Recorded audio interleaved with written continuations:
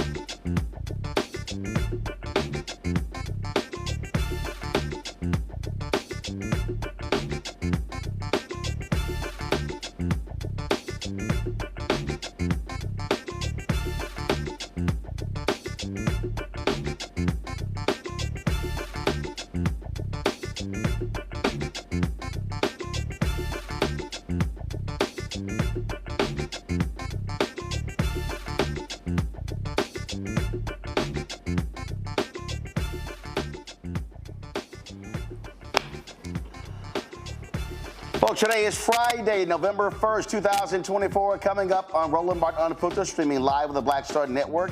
I'm here in Mobile, Alabama, where they're having the second annual Port City Classic. I just finished moderating a couple of panels, and so coming up next, we'll be chatting with Shomari Figures, who is running for Congress in a new opportunity district created here in Alabama. We'll hear from him. Also on today's show, we'll talk about the election 4 days away. Both candidates are traversing the country, getting the vote out. Vice President Kamala Harris will be live in Milwaukee for a massive concert featuring Glorilla, the Isley Brothers, Cardi B, and others as well.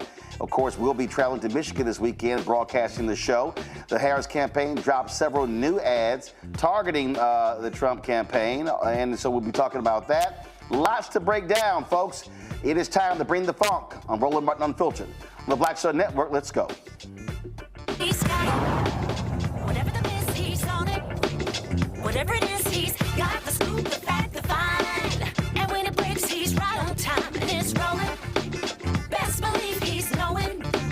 Putting it down from sports to news to politics. With entertainment just for kicks, he's rolling. It's on go, roll, y'all.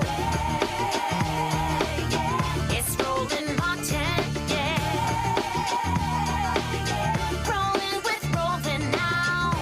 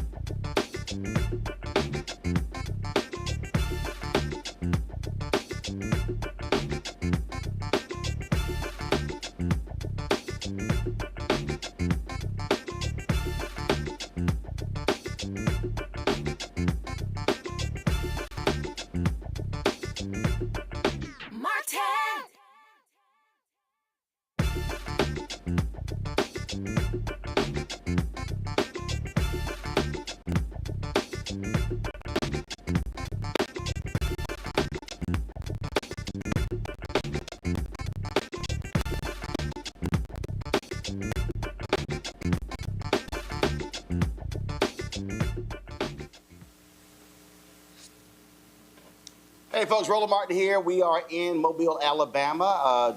Been traveling the country, of course, as we are 4 days away from the election. And so much attention is focused on the national election, of course. Vice President Kamala Harris against Donald Trump to be the 47th president of the United States here in Alabama. There's a critical race taking place, an opportunity district here.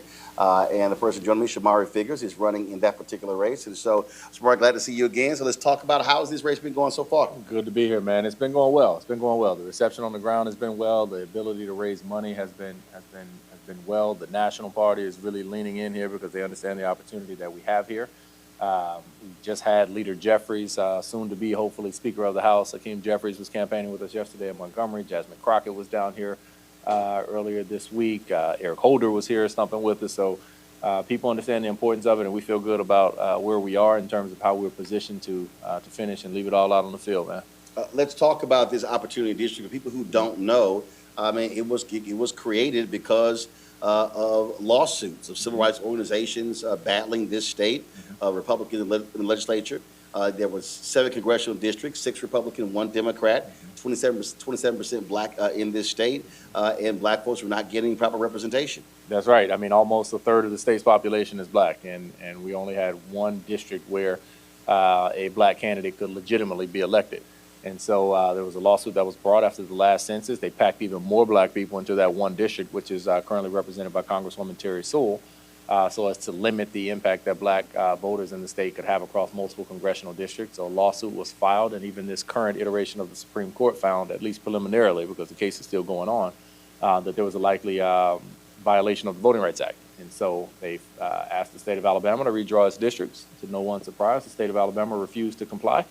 So the federal courts redrew the district, and now we have a true opportunity district. It's not a guarantee. It's not a slam dunk. It's a district now that's about 48% black, 46% white. It's a district that Joe Biden would have carried in 2020, but it's also a district that our current Republican governor would have carried in 2022. So we still got to get out here and do the work. And look, there were 2 states that were going through this battle, Alabama and Louisiana, and you had an obstinate Republican legislature that, frankly, was ignoring the will of the courts, and I mean was very reminiscent of Jim Crow days in terms of defying federal courts. Yeah, I mean, it was shocking, and I think at the end of the day, I mean, I think one of the more important outcomes of this litigation to this point is not so much the district, although that is very important, but the federal courts, making sure that a state was not allowed to just essentially, put up his middle finger to the Supreme Court of the United States and other federal judges and say we're going to do what we want to do, at the disadvantage to minorities in this country. And so it was a great decision. Like I said, it's still preliminary at this point, but it was a great decision, I think, in terms of preserving not only the Voting Rights Act, but preserving the authority of the court to actually be the determining voice in terms of when people's rights are being violated. And so, our hope is that we get out and vote, and we take advantage of this opportunity, and then move this momentum on to state elections, so we can have a more of a voice when it comes time to redraw district lines in a few years. We were talking earlier, and one of the huge issues that the district faces deals with health care. And this is the case in a lot of places where it's rural. We've seen this in North Carolina, in Georgia, in Tennessee. This state got a lot of money from the federal government through COVID, and the governor chose to use that money not on health care, but chose to use it on prisons. Yeah. And look, healthcare issues here in the state of Alabama, similar to some other, southern states primarily, like it's beyond just health insurance that we're talking about. We're talking literal health care access. Since we've been in this race, we've had 4 hospitals close across this district. We have several others that are hemorrhaging and having to, rob Peter to pay Paul every single quarter to pull money from non-traditional sources, i.e. the city council or county commission, to keep their hospitals open. The largest hospital in Montgomery, Alabama, is on the verge of collapse. And so we have an obligation to make sure that we're doing that, because it's more than just a healthcare issue. It's an economic issue. Like, when you don't have hospitals, you can't recruit businesses. You can't recruit families to want to live there and set up shop there. And you can't recruit retirees that want to live out their lives in those communities. And so we have an obligation to make sure that we're standing up for our healthcare systems. What is the response of lawmakers in this state? Look, if you don't have hospitals, again, folks have to travel a lot further to get care, and that means that the likelihood of folks dying is real. Yeah, unfortunately, the response of state lawmakers has not been one that reflects a genuine care or passion about the lives of people throughout this state, because, like, in a few respects, most notably, Alabama. Look, here in Alabama, we have the 3rd lowest life expectancy in the United States, behind Mississippi and West Virginia, who only have us beat by, like a few weeks, right, or months at best. So statistically speaking, we live the shortest lives in America right here in the state of Alabama.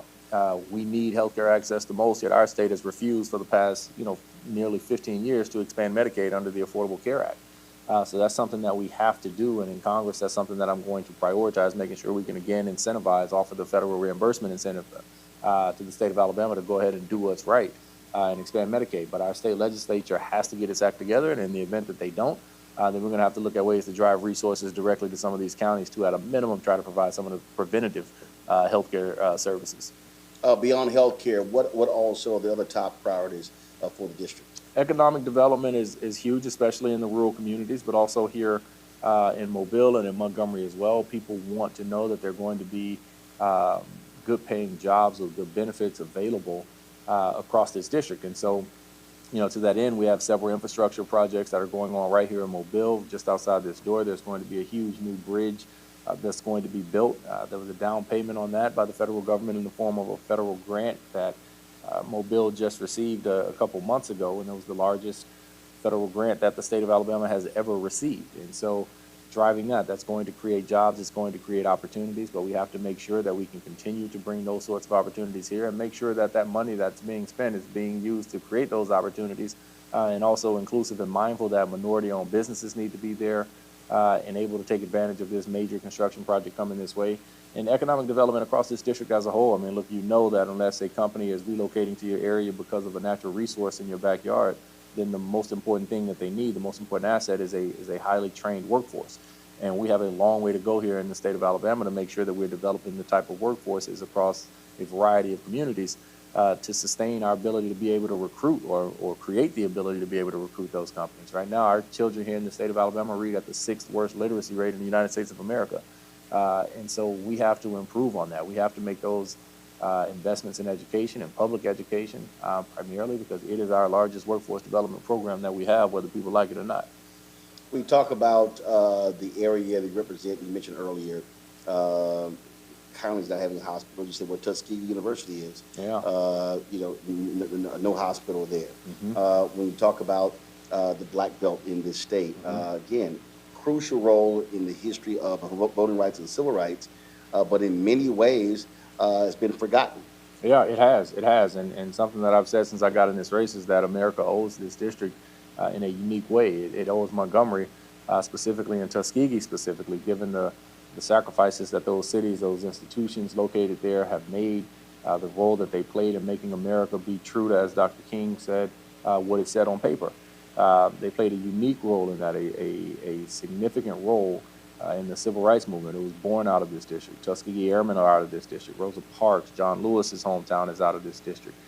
So this is a very historical district, a very historical place, and one that has not, unfortunately, been the focal point of a lot of representation. The district is currently, most of this district did not come from Terry Sewell's district. Most of this newly drawn district came out of a Republican district that is currently represented by one of the most fiscally conservative people, Republican or Democrat, in the House. And so they truly have not had the benefit of somebody that's focused on trying to drive resources and investments from the federal government into their communities. And so we got an opportunity to change that, and I'm looking forward to being able to do just that. All right. Well, certainly good luck. 4 days left. Thank you, you don't have early voting in this state, so it's all about getting the turnout on Election Day on Tuesday. Yeah, absolutely, man. We've seen an uptick in absentee ballots, which is good. We're seeing a lot of people say that they're voting absentee. That's the only form of early vote that we do have here in the state, and it's still technically not early vote because you have to have an excuse to do it here.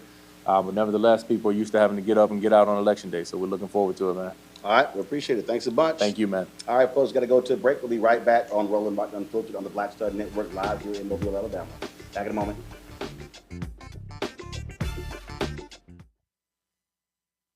Nearly 250 years ago, America was born when we wrested freedom from a petty tyrant.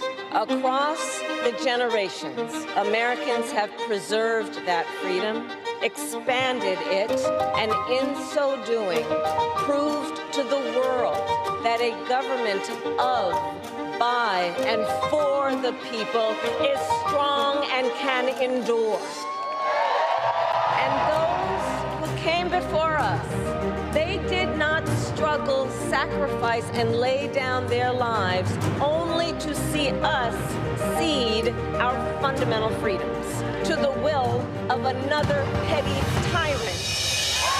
So America, in 7 days, we have the power to turn the page and start writing the next chapter in the most extraordinary story ever told.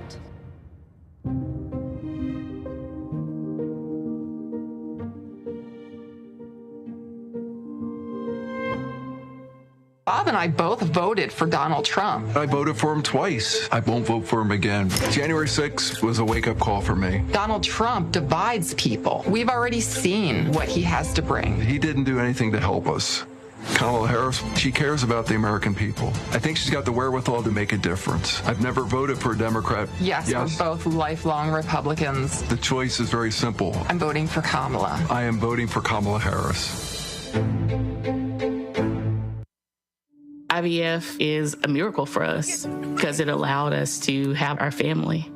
After having my daughter, I wanted more children, but my embryo transfer was canceled 8 days before the procedure. Donald Trump overturning Roe v. Wade stopped us from growing the family that we wanted. I don't want politicians telling me how or when I can have a baby. We need a president that will protect our rights, and that's Kamala Harris. I'm Kamala Harris, and I approve this message. Hello, I'm Jamia Pugh. I am from Coatesville, Pennsylvania, just an hour right outside of Philadelphia. My name is Jasmine Pugh. I'm also from Coatesville, Pennsylvania. You are watching Roland Martin Unfiltered. Stay right here.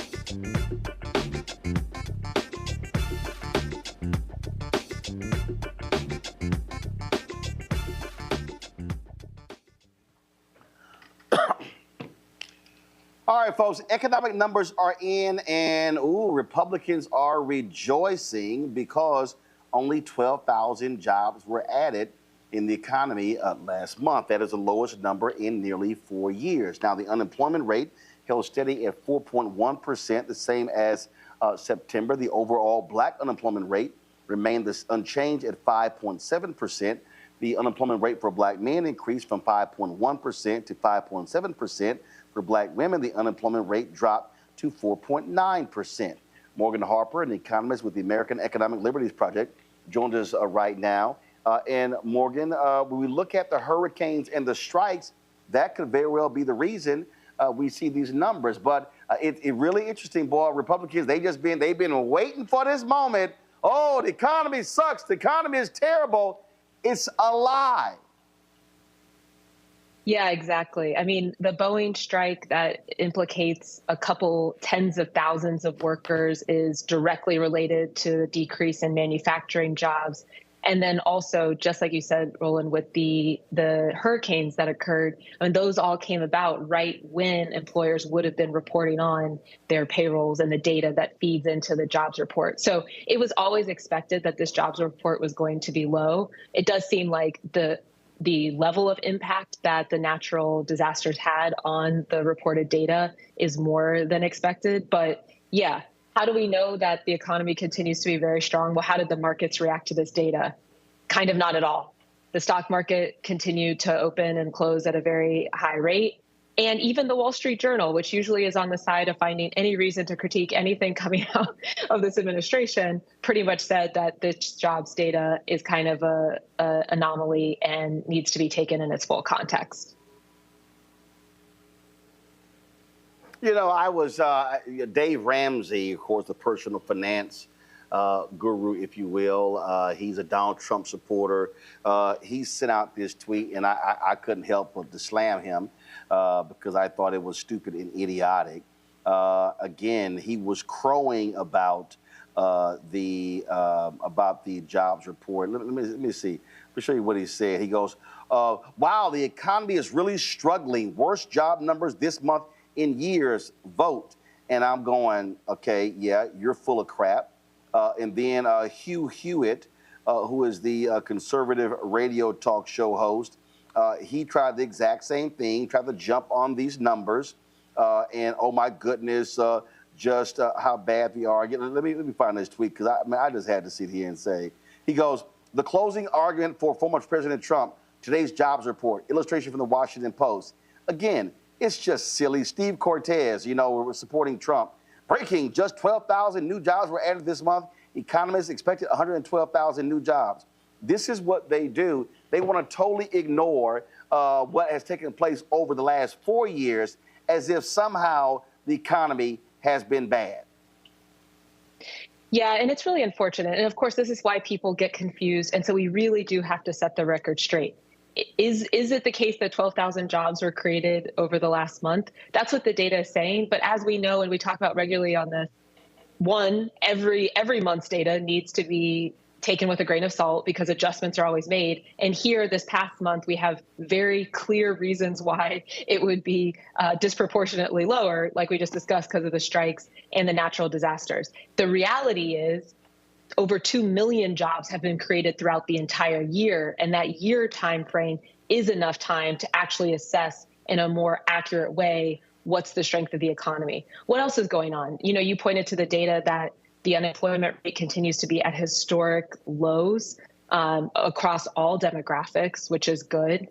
We are seeing a little bit of wage growth, or it's slowed down from what it was, but that's actually in some ways, you know, that's what feeds into whether or not the inflation rate is going to continue to increase in some ways. And so that's not entirely bad. It's still increasing, but just not as quickly as it was.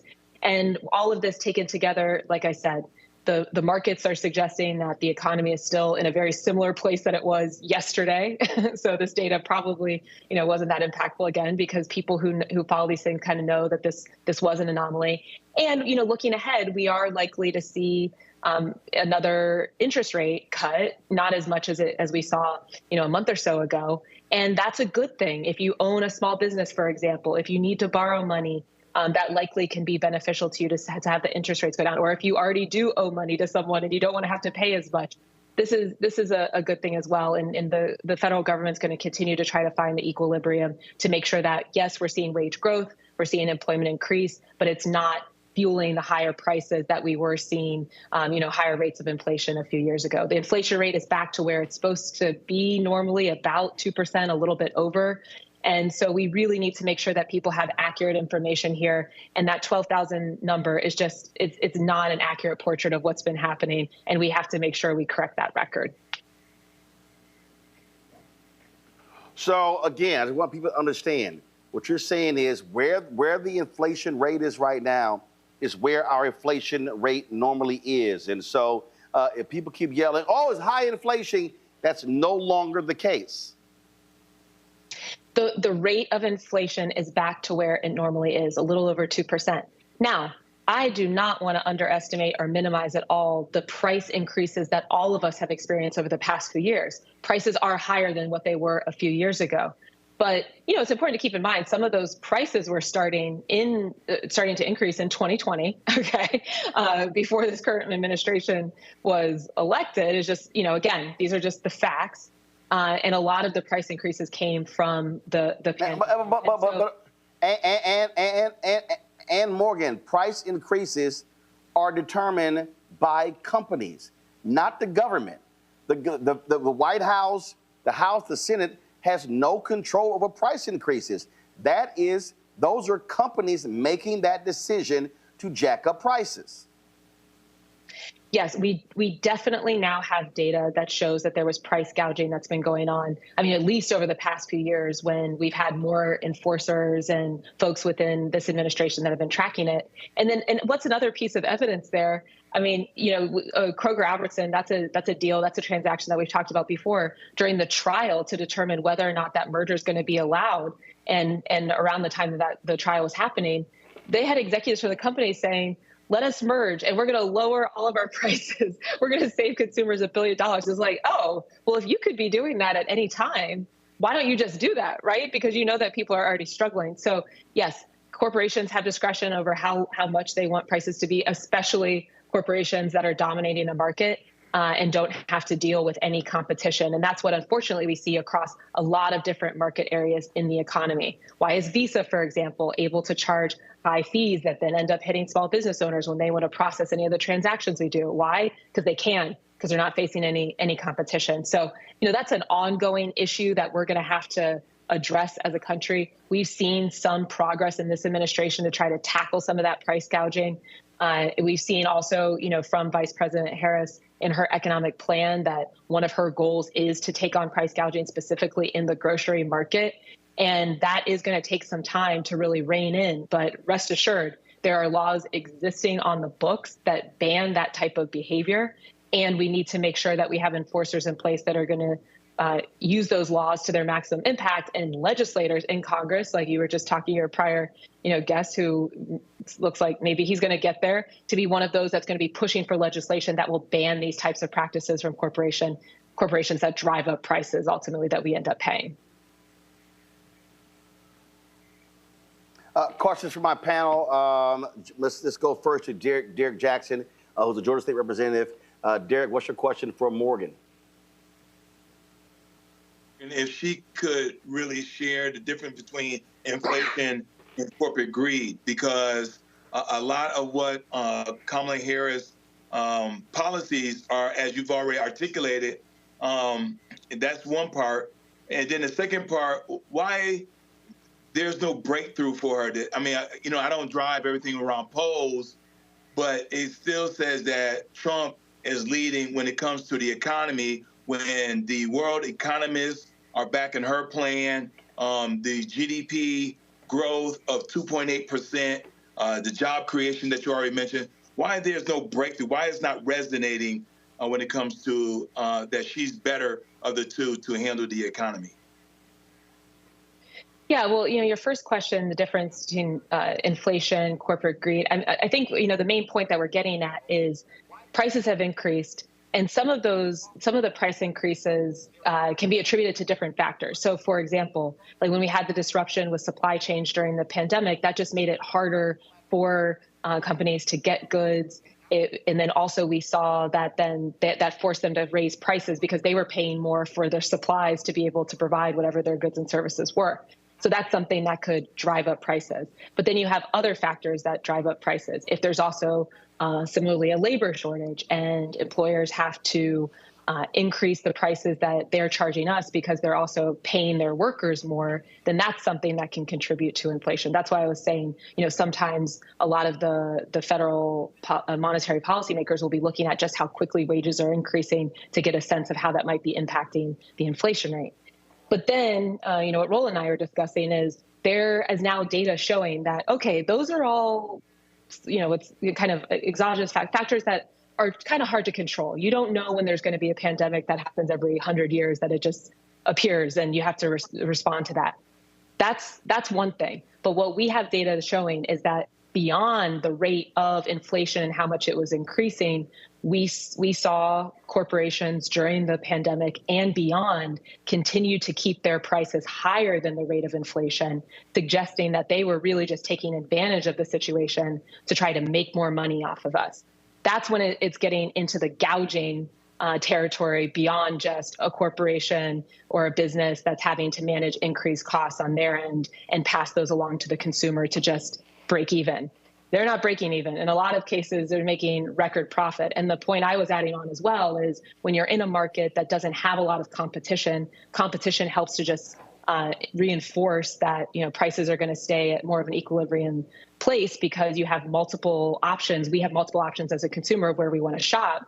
But if there's only one game in town, well, then the business that owns that game, they're going to be able to make their prices as high as they can and know that we just have to kind of take it as consumers. And so that creates the perfect conditions to then gouge us as consumers and make even more money.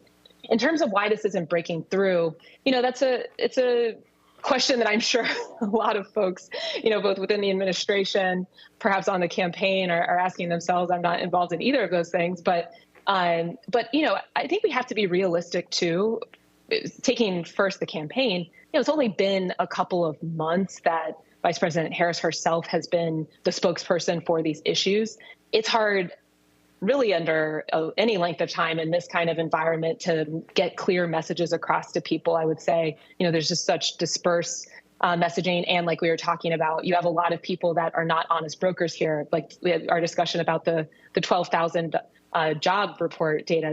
That's not a complicated thing to understand why that's an anomaly, but we have people that intentionally try to mislead the public, and that's not helping anybody get a better sense of what's really going on here. And then the other thing is, a lot of these policies are actually popular. So when you say, they're not breaking through, I think we have some of the coverage that the media shows, and some of these articles will say, well, people aren't associating some of these policies and the positive economy with President Biden or Vice President Harris. But when you ask people just without the political layer, how are they feeling about their economic situation? A lot of those responses are coming back and being sort of positive. Now, we do have data in the polling that's showing that people can continue to be very concerned about high prices, the cost of living. But I think that's also something we have to continue to break down a little bit more. For example, I'll speak for myself and I, curious of the panel's thoughts too. But one of the primary drivers of uncertainty or stress about your economic situation is the unknown as well. Healthcare costs, for example. If we get sick, if you have a family member that's sick, you don't know how much that could add up to. Even if you have insurance, your premiums are going up. And so, it's not so easy always to tell what exactly might be driving someone's concern when they say they are concerned about the economy. But we do also have to distinguish the political from the substance in trying to understand where people are coming from. Michael Imhotep, host African History Network show. Hey, Morgan, thanks for coming back on. Could you put a couple things in perspective? Number one, when we look at the October jobs report, New York Times was reporting that because of Hurricane Helene and Milton, there were 460,000 people basically filing for unemployment, not showing up to work. So that impacts the job numbers. But also, we see that in the healthcare industry, 52,000 jobs were added for the month of October, as well as government jobs, 40,000 were added. So I also find something interesting. You had Republicans spreading conspiracy theories that only $750 in FEMA aid was available for hurricane victims, right? But at the same time, they're also distorting what really impacted these numbers. Can you put that in perspective for us, please? In terms of why they might be doing that, or what's actually? Well, no. The 460,000 not showing up to work, being impacted. How does that impact these numbers? One, and then also talk about the fact that I bet you Republicans are not talking about the 52,000 healthcare jobs created in October, as well as the 40,000 jobs created by the government. So they'll just focus on 12,000. Only, let's just say net 12,000 jobs created, but not deal with these other factors. Yeah, I mean, if people aren't showing up to work, well, then there's not payrolls to report to the government. And so I do think there's a combination of, people's jobs were disrupted by the hurricanes that were happening. And so fewer people then maybe were able to make it to their job. But then also these numbers rely on companies reporting their data. If these companies were also managing the impacts of the natural disasters, well, then they were not in a position to deliver that information in a timely way that would feed into the October numbers. So I think, all of that has to be considered. It's interesting you bring up just where there was the job growth, because I have heard some criticism actually just this morning from a Republican commentator who was saying, oh, look, the economy, we're only seeing increases in government jobs. This is just, this is what this administration wants. It's just everybody in a government job and only 12,000 jobs. And again, I mean, it's a very similar point to the only focusing on the 12,000 jobs created number out of the full context. Well, yes, those are maybe, looking at the government jobs that maybe a lot of that is remote. Maybe that wasn't as impacted by some of the natural disasters that had happened. You have to kind of take it down to a layer. But this would require actually wanting to explain things to ensure that people are understanding what's going on. It does seem, unfortunately, in this moment, especially just a few days away from very consequential election, as we know, that the goal for some folks seems instead to distort rather than explain for understanding. And that's why it's so important that we're making sure everybody has full, accurate information as they're having conversations with people in their lives, right before Tuesday and making their decisions about who's going to best manage the economy moving forward. Absolutely. Thank you. Matt Manning. Well, let me first say, Morgan, thank you for talking about insurance premiums, because I get mad at State Farm on a daily basis. But in any event, my question to you is a pretty simple one, and I think you've kind of already discussed it. There's a lot of rhetoric, a lot of numbers around all of this, and it can be a little difficult to follow. If you had to pinpoint 2 or 3 metrics for anyone who's trying to get just an objective view of how good the economy is doing now as compared to under Mr. Trump, what would those metrics be, and what necessary context needs to be around those metrics to really evaluate where the economy is now and the health of the economy?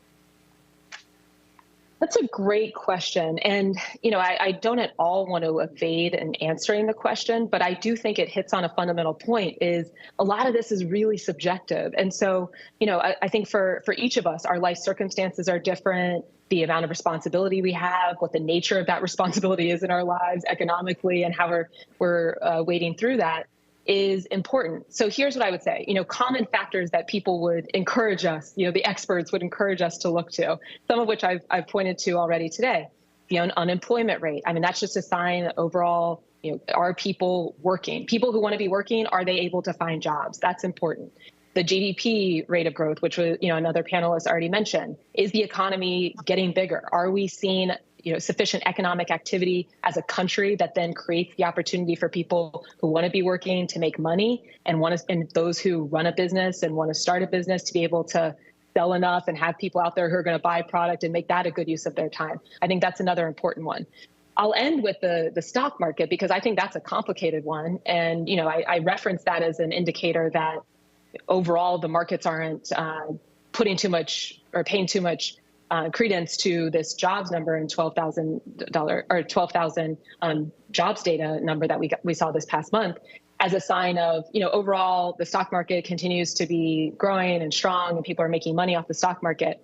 But I don't want us to over-index on that because, like I pointed out, I mean, there's other factors, especially considering that, at least half the country is not investing in the stock market, that we all need to consider and look at our lives and decide whether or not we feel like we are comfortable, and if we're comfortable economically. And if we're not, what's driving that uncertainty? What's driving that stress?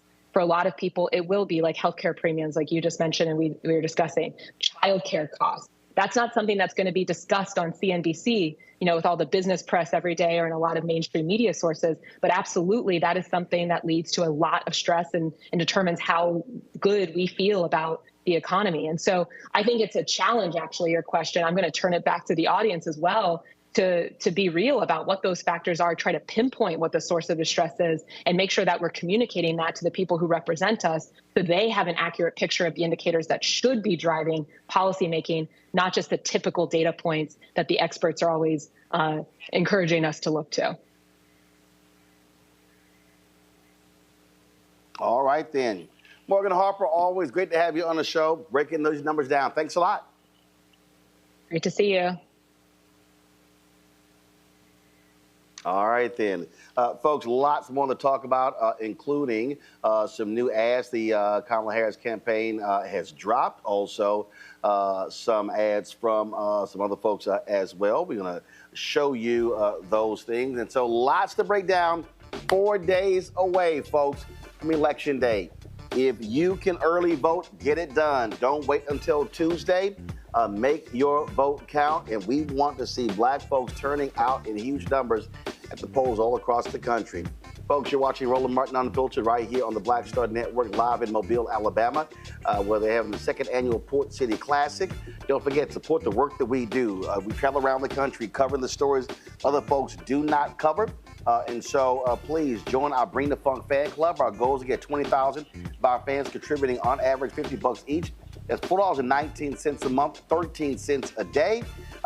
You can, of course, contribute via check or money order, P.O. Box 57196, Washington, D.C., 20037-0196. PayPal is R Martin Unfiltered. Venmo is RM Unfiltered. Zelle, Roland at RolandSMartin.com. Roland at RolandMartinUnfiltered.com. We'll be right back.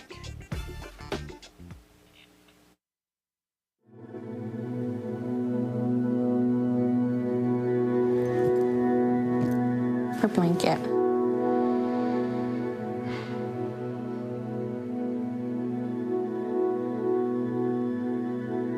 First of all, I'm the one that got rid of Roe v. Wade. Do you believe in punishment for abortion? There has to be some form of punishment. For the woman? Yeah, there has to be some form. Women will be happy, healthy, confident, and free. You will no longer be thinking about abortion. That's all they talk about, abortion. You will no longer be abandoned, lonely, or scared. You will no longer have anxiety. You will be protected, and I will be your protector.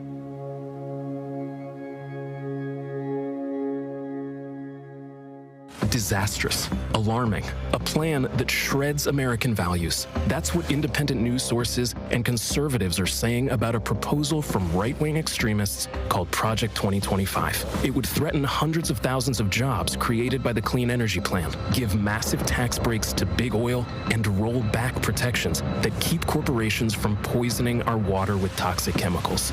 Project 2025, a dream for them, a disaster for you. Trump ain't Did you know that Trump wanted the military to actually shoot Black Lives Matter protesters?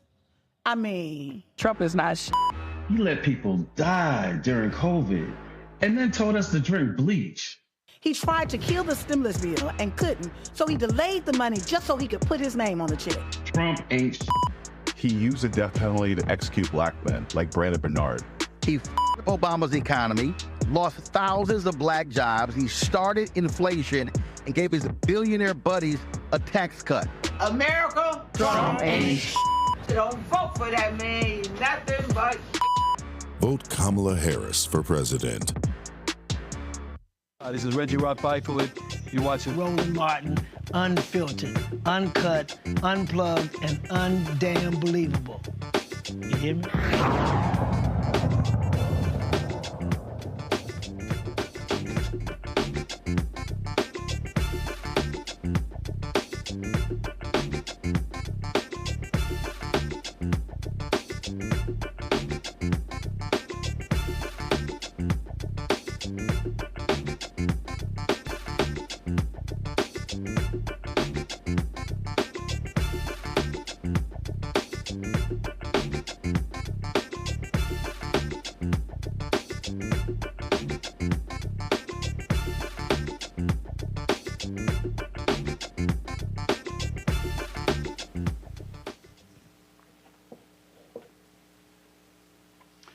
Folks, an organization known as Follow the Law is running ads in key swing states encouraging election officials to question or, in some case, refuse to certify election results. This is the Republicans' plan. Now, courts have found this to be illegal for more than a century. ProPublica and Wisconsin Watch teamed up for this investigative piece called Election Skeptics Are Targeting Voting Officials with Ads That Suggest They Don't Have to Certify Results. Phoebe Petrovich, one of the reporters on this, joins us now from Madison, Wisconsin. Phoebe, this is what we call one of the tactics that Steve Bannon and others have been pushing since 2016. After they lost in 2020, they have been angry. They said they were going to be targeting state election boards, local election boards, to do this very thing. We saw what happened in Georgia, where they tried to, this election board tried to change the law in terms of, oh, we're going to go to hand counting ballots, things along those lines. This is how Republicans are trying to muck everything up. And listen, lawyers better be ready, because this is going to be a legal battle if this is a very close election come Tuesday night. Yeah, as you said, it's totally part of a playbook. This is just one piece in a larger project to kind of leverage every mechanism you possibly can in the election system to their advantage. And one of the really important things with this story was trying to get out the word that certification is mandatory, that this is something courts have held is a mandatory duty of election officials for over a century. And Follow the Law, the organization that we uncovered in this piece, does not identify who they are. They say on their website that they're just a group of lawyers committed to election integrity, but in fact we found that they are connected with Republicans who have been attacking certification across the country. You know, and what we have to understand, I mean, I can't remember the woman's name, but, you know, the clerk in, was it Arizona, who went to federal prison because she refused to certify the election results and was crying, and they were like, oh, my God, she's a victim. No, she broke the law.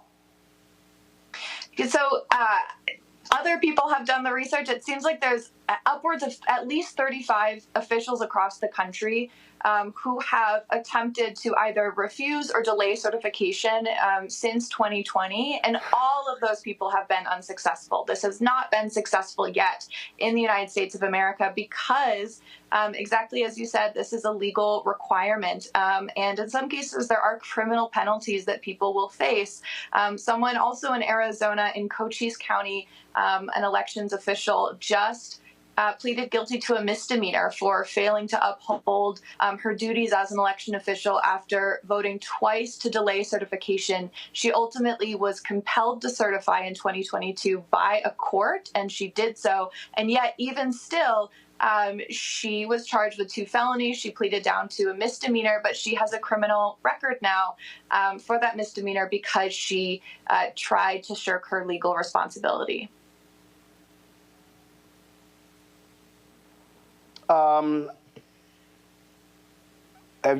You've been talking to obviously election experts, and are they scared to death, or are they very worried that we are going to have legal mayhem with this election that just makes 2020 look like recess? I think that everyone.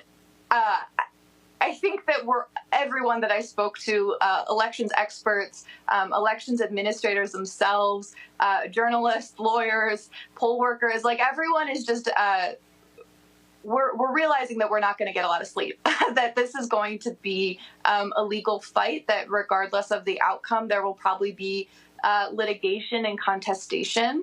I can't speak to whether or not people are scared to death, but they do anticipate that there will be lawsuits. There has been a broad swath of activists and advocacy groups that have sort of attacked certification and tried to undermine it since 2020.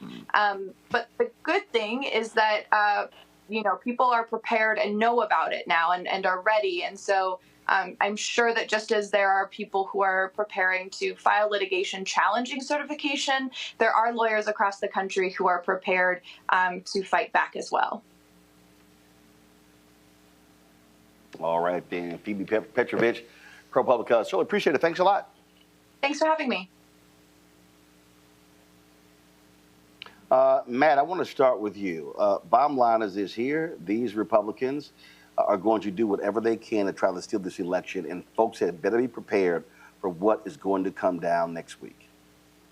Correct. And, to me, it seems like a lot of these lawyers who are involved and are kind of signaling they may be attacking certification processes may be doing so at their own peril because, in a lot of these situations, we know they're going to be frivolous claims or claims that are otherwise not buttressed by a verification or somebody signing off saying they have good authority that, an election process was somehow untoward. So, one, it seems to me like you shouldn't be signaling you're going to file a lawsuit until you actually have credible evidence that something bad happened. But what I wanted to ask Phoebe that I did not get to ask that I think is a very important question is obviously all of the states have different mechanisms for how they conduct elections. And I would be interested in knowing what particular states we need to be concerned about that have either a democratized certification process, meaning they have more than one person who has to vote to certify, or what other legal mechanisms we might see beyond a single person refusing to certify the votes, because that seems to be the easier circumstance to overcome, right? But if you have an election board or some body that gets to certify and you have dissension within those ranks, it seems like certain states could be in play the way that others aren't. And that's my own ignorance speaking, but maybe you can clarify, states that may have a different certification process that would make this potentially more onerous in those states.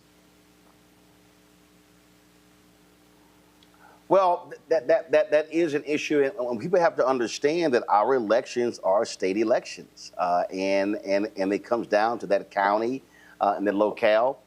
Listen, Derek, y'all have been going through this in Georgia when the Republicans lied about voter fraud, completely overhauled the results because they lost in 2020, and they want to try to strip power from places like in Fulton County and put it under state control. Roland, and you're right. I always say Georgia's ground zero, right? Because if you go back to 2020, where we were. But I will say, just today, Roland, I'm reporting that the Secretary of State that he's going to uphold the certification.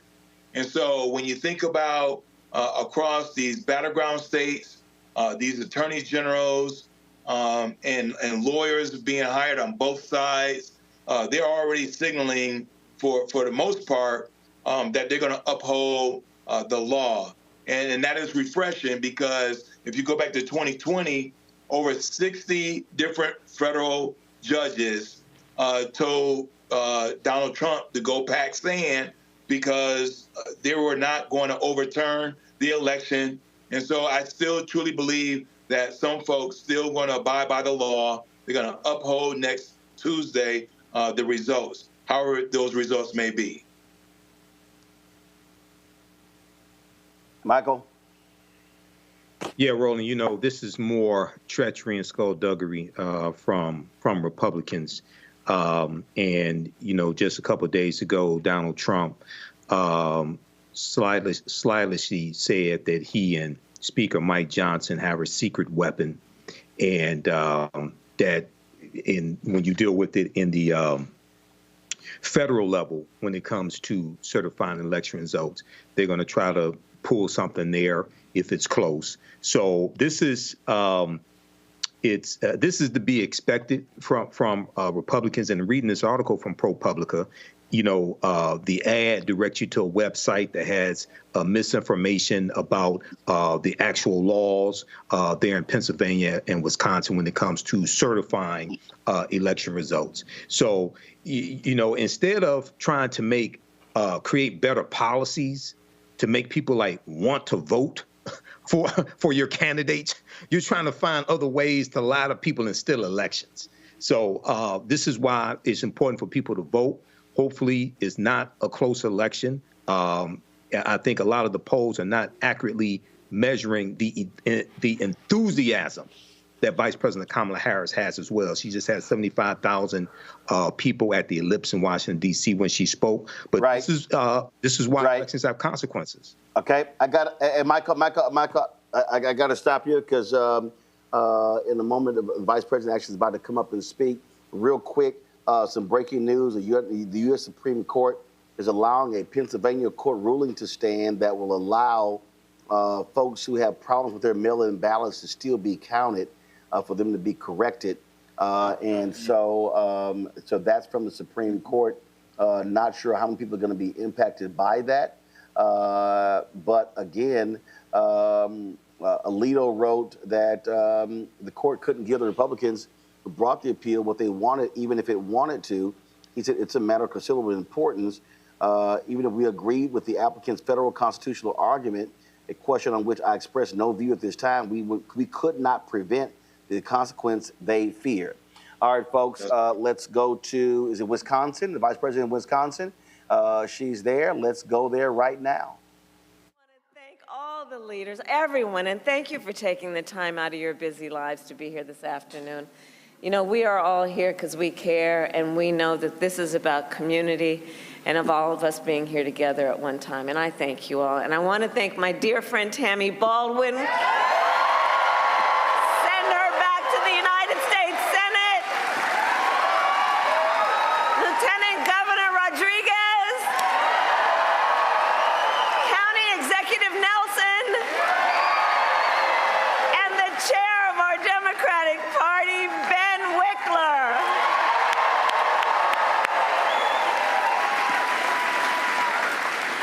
All right, we have work to do. Okay, Wisconsin, 4 days left in probably one of, if not the most consequential elections of our lifetime. And we have work to do still. We have a lot of work to do, but we like hard work. Hard work is good work. Hard work is joyful work. And make no mistake, we will win. We will win. We will win. We will win. And one of the reasons, and yes, we will win. And we will win, and we will win because we are the type of people who we know when you know what you stand for, you know what to fight for. You know what to fight for, right? And in this election, we have an opportunity to finally turn the page on a decade of Donald Trump trying to keep us divided and afraid of each other. We're done with that. We're done. We're exhausted with that. And we know that's who he is, but Wisconsin, that's not who we are. That's not who we are. That's not who we are. And it is time for a new generation of leadership in America.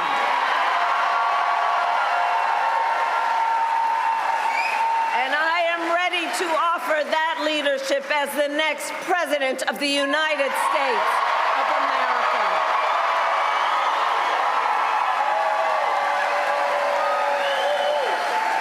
And Wisconsin, you know me, I'm not afraid of tough fights. For decades, clearly,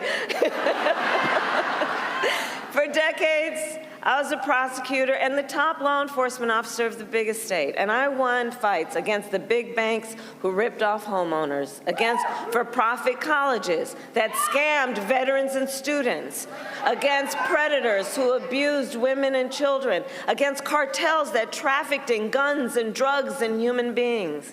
And I pledge to you, if you give me the chance to fight on your behalf as president, there is nothing in the world that will stand in my way. And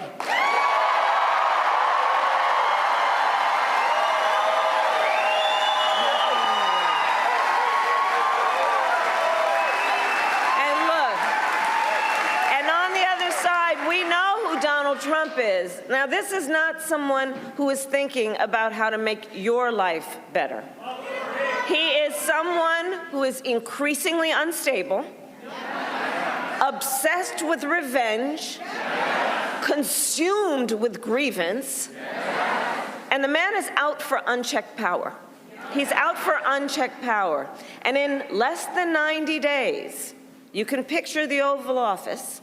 In less than 90 days, it's either going to be him or me sitting in the Oval Office.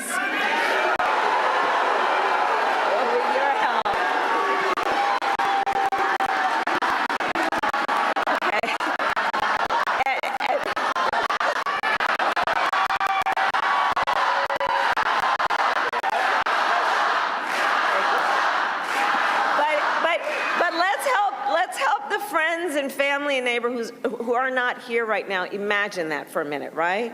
January 20th, Oval Office. It's either going to be him sitting in there, poring over and stewing over his enemies list, or when I am elected, it will be me walking in there on your behalf, working on my to-do list. Because we got work to do. Because we have work to do. And at the top of my list is bringing down the cost of living for you. That will be my focus every single day as president, including I will give a middle-class tax cut to over 100 million Americans. We will enact the first ever federal ban on corporate price gouging on groceries. And fight to make sure that hardworking Americans can actually afford a place to live. And one of the things that we were talking about backstage is about the importance of people being able to care for their family members, and including and in particular their elder family members. And some of you may know, and this is personal for me, as are so many of these issues. I took care of my mother when she was sick. And I know what it is in terms of taking care of someone and just trying to cook the things that they feel like eating, right? Just trying to help them put on a sweater. Trying to think from time to time, what can I do to put a smile on their face or make them laugh? It is important work, and it is work that is about dignity. It's about dignity. And if you are caring then for an elderly parent or relative, my plan is to cover the cost of home care under Medicare.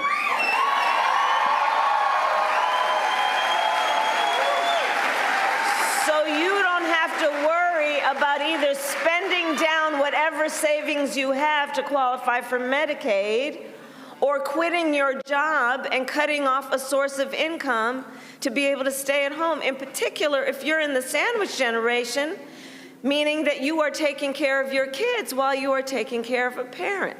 It's about dignity. And my plan will also lower the cost of child care. Again, about dignity. About dignity. My plan is to prioritize cutting taxes for small businesses. Do we have small business owners here? I love our small businesses. You are part of the backbone of America's economy. And that's the work we will do. We will do the work of lowering health care costs, because I believe so deeply and strongly, access to health care should be a right and not just a privilege of those who can afford it. It's about values. It's about values. On the other hand, Donald Trump's answer to the financial pressures you face are the same as they were last time. Another $1 trillion in tax cuts for billionaires and the biggest corporations. And this time, he will pay for it with a 20% national sales tax on everything that you buy that is imported. Clothes, food, toys, cell phones. A Trump sales tax that would cost the average American family, economists have measured it, more than $4,000 a year that you are not paying, you would have to pay because of that tax. And on top of that, as we have discussed, he still wants to get rid of the Affordable Care Act, which would throw millions of people, millions of Americans, off of their health insurance and take us back to the time when insurance companies could deny people with pre-existing conditions. You remember what that was? Well, you are correct. We are not going back. We are not going back.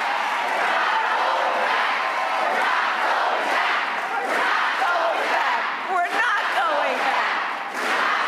And we are not going back because just like Wisconsin's state motto tells us, we will move forward. We will move forward. You guys know that best.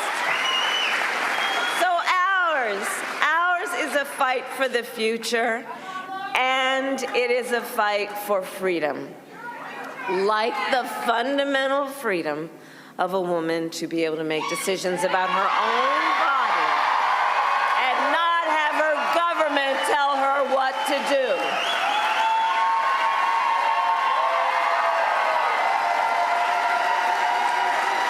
And we remember how we got here. Donald Trump, when he was president, hand-selected 3 members of the United States Supreme Court with the intention that they would undo the protections of Roe v. Wade. They did as he intended, and now over 20 states have a Trump abortion ban. Imagine, in America today, 1 in 3 women lives in a state with a Trump abortion ban. Many with no exceptions, even for rape and incest, which is immoral. And Donald Trump's not done. He would ban abortion nationwide, yes, even here in Wisconsin were that to happen. And he would restrict access to birth control, put IVF treatments at risk, and force states, get this, to monitor women's pregnancies. Just Google Project 2025, which I still can't believe they put in writing. And let us agree, one does not have to abandon their faith or deeply held beliefs to agree the government shouldn't be telling her what to do. Not the government. Not the government. Not the government.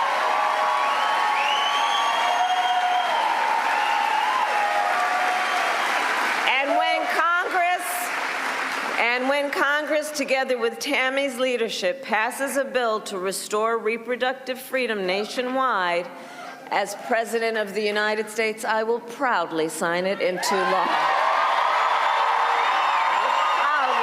sign it into law.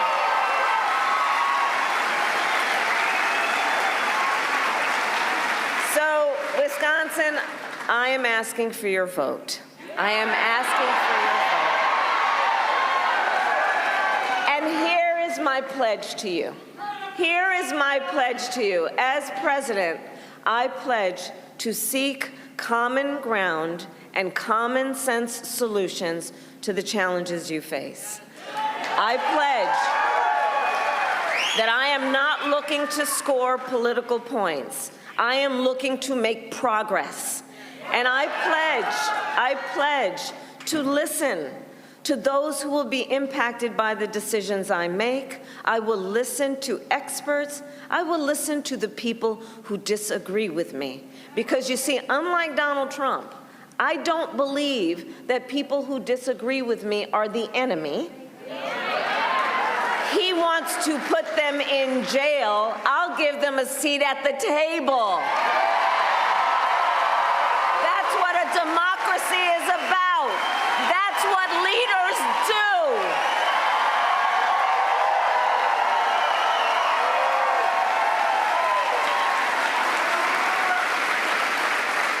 And it is my pledge to always put country above party and self, and to be a president for all Americans.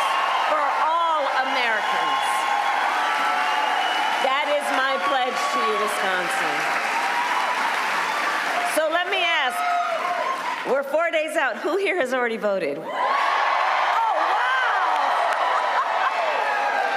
Oh, my goodness. That's great. Thank you.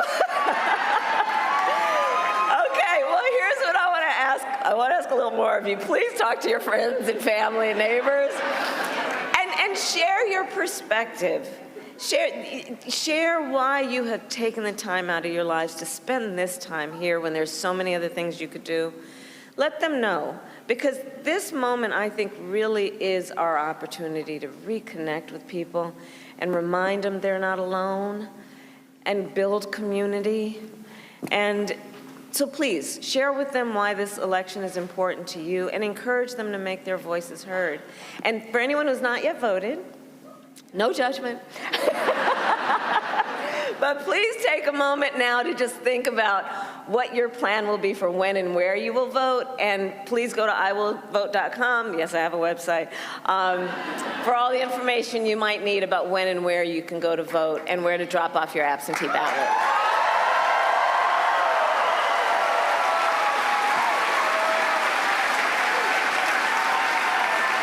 Wisconsin, truly, we need everyone to vote here. You, Wisconsin, are going to make the difference in this election. You will make the difference. You will make the difference. And so it all comes down to this. We are here together because we love our country. We love our country. And when you love something, you fight for it. And I do believe it is one of the highest forms of patriotism, an expression of our love of our country, to then fight for the ideals of our country. That's what this is about. And it is fighting for the promise of America. And I'll tell you, I have always believed in our nation's promise because I have lived it. I grew up as a child of the Civil Rights Movement. My parents took me to the marches when I was in a stroller. And there were people there from every walk of life who came together to fight for freedom and for opportunity. Growing up, I saw how hard my mother worked to raise my sister and me and to give us the same chances that our country gave her. And I was blessed to have family by blood and family by love who instilled in me, you know what I'm talking about, and instilled in me the values of community and compassion and faith. And I've spent my life fighting for people who have been hurt and who have been counted out, but who never stopped believing in our country that anything is possible. I have lived the promise of America, and I see the promise of America in everyone who is here, in all of us, in all of us, in all of us. This is the promise of America. This is the promise of America. In the fathers and mothers and grandparents who work hard every day for the future of their children. In the women who refuse to accept a future without reproductive freedom. And in the men who support them.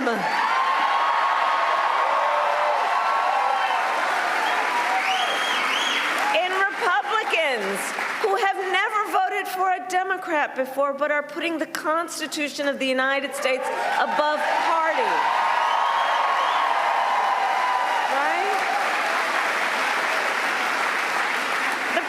of America is all around us.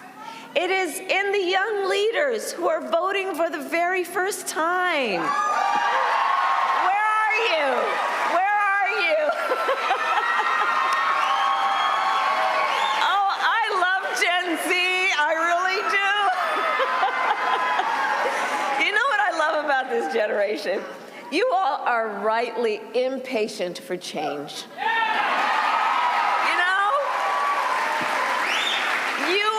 Determined to live free from gun violence, to take on the climate crisis. You guys are going to shape the world you inherit.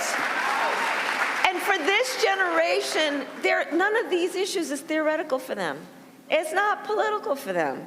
For you all, it is a lived experience. It is a lived experience. That's right. And I see you, and I see your power. And I am so proud of you when I think about the future of our nation. So can we hear it for our first-time voters?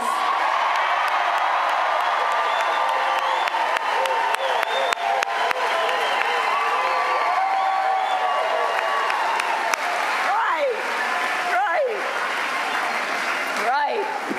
All right, so Wisconsin, 4 days. 4 days to get this thing done, and no one can sit on the sidelines. Well, let's spend the next 4 days so that when we look back on these 4 days, we have no regrets that we did everything that we could. So let's knock on doors, let's text and call voters, let's reach out to family and friends and classmates and neighbors and coworkers. And as we do, please, I do ask you, let us be intentional about building community. Let us be intentional about building coalitions. Let us remind each other and others that we have so much more in common than what separates us. Let us do that. There is power in that. It will strengthen our country. And we'll remind folks also, your vote is your voice, and your voice is your power. It is your power.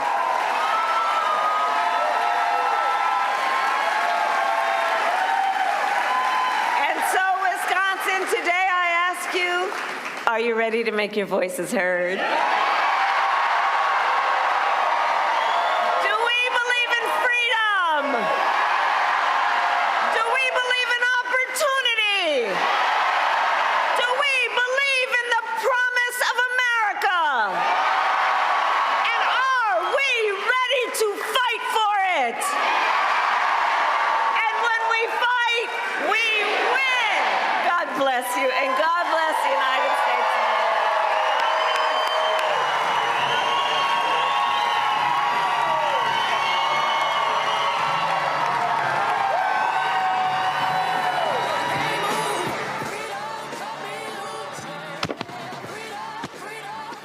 Folks, that's Vice President Kamala Harris live in Little Chute, Wisconsin. Huge rally there. She is closing absolutely strong. There's no doubt she is energized by what she is seeing all across the country. And of course, there's going to be a massive rally tonight in Milwaukee. As I said, the Isley Brothers, Glorilla, Cardi B, others are going to be performing there as well. And so you see what's going on there, folks. I'm going to go to a break. We come back. We're going to talk about more of this campaign. There's some new ads that the campaign has dropped. I want to share some of those with you as well, plus some other groups. And we'll talk more about this crucial election, folks. We are 4 days away from the election being over. And so we'll keep talking about it. You're watching Roland Martin Unfiltered right here on the Black Star Network, broadcasting live from Mobile, Alabama, site of the second annual Port City Classic. Back in a moment. Here's a 78-year-old billionaire who has not stopped whining about his problems. Oh, she had a big crowd. Oh, the crowd. This weird obsession with crowd sizes. It just goes on and on and on.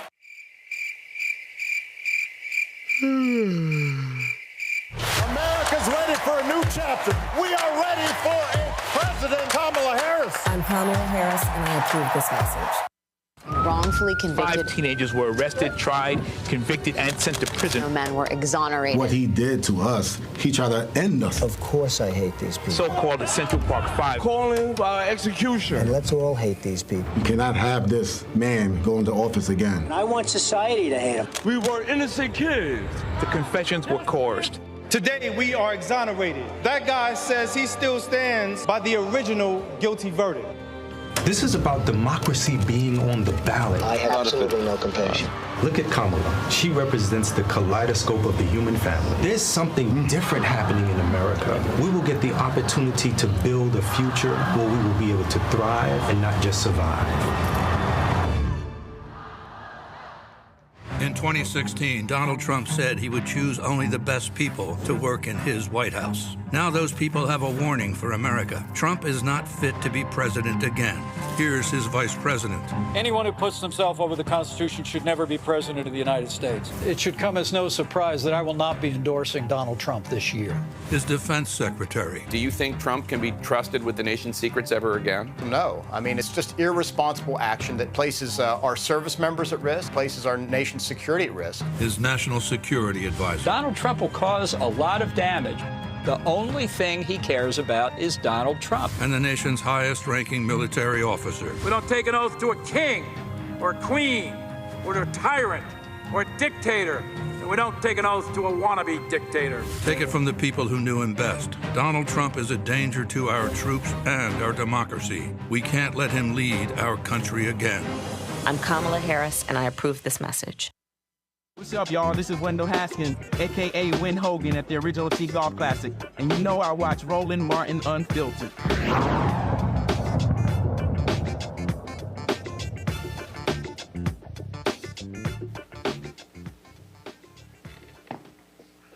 Folks, again, 4 days from Election Day, and the Poor People's Campaign are very much involved in contacting millions of low income and poor workers all across this nation. Joining us right now is Reverend Dr. William J. Barber, co-convener of the Poor People's Campaign. He, of course, in his personal capacity, has endorsed Vice President Kamala Harris. He is calling us from South Carolina. Reverend Barber, just talk about the work that y'all have been doing, very much data-driven, and really focusing on reaching the folks, because as you keep saying, if low-income poor workers, even a small shift of those folks actually vote, that could determine the outcome of this election.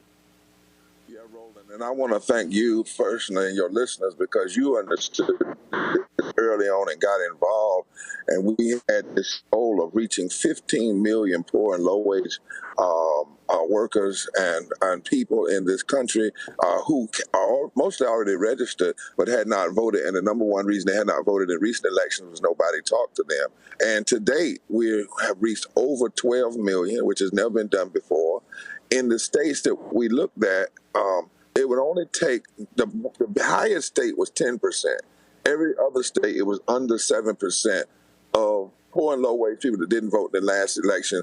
If they voted and voted an agenda, they could determine the outcome of the election. And we have been on this thing. I sent you some data pieces today. You know, like, for instance, in North Carolina, we touched over 990,000 people in this state. They got a report card. They got a video of people that themselves, people like themselves. And we've had a major, what we call motivation test. We did field tested our message to make sure we just weren't wasting time. But in addition to that, we did old-fashioned canvassing, Roland, and touched over 200 and some thousand individual homes. And Roland, for your listeners, we did this with under 700 volunteers. Under 700 volunteers from the fraternities and sororities and unions and the people in the campaign. It doesn't take a whole lot of people to do something that's massive if we work together. And when you talk about reaching them, Reverend Barber, just walk us through that. What does that mean? What does that look like? What messages are y'all conveying to those voters? Well, first of all, the very fact that we talk to them, we reach them, and they're getting peer-to-peer contact. And then the first thing they get when they open that text, and we had high opening percentages, is they get a video. that pops right at them, and it's people like themselves saying, why is it that we must vote, and reminding them that poor and low-wage people are the largest swing vote in the country, potential swing vote in the country. So you got to remind people of their power. That's what, because some people feel helpless. They feel like they don't have any power. The second thing that we talked to them about was the issues that impact their lives. We simply said this is where Democrats, where Republicans, where Trump and Harris stand on raising the minimum wage. We couldn't tell them who to vote for, but we could tell them where people have stood on these issues. That's what the law allows. Minimum wage, health care, public education, HBCU funding, women's right to choose, women's health. And these are issues that people are concerned about because it impacts them every day. And we say to them, here's where people have stood. We can't tell you who to vote for, but we can tell you where they have stood on these issues. And we even told it if it was a situation where Democrats and Republicans stood basically the same, because we wanted our report card to have legitimacy. We didn't want it to be seen just as a partisan tool. We wanted to say this is something that's telling you the truth. And the last thing they got was how to go and make sure their registrations were good, how to find out about early voting and whatnot in their state. So they got 3 pieces of empowerment, both in person and through our text messaging program.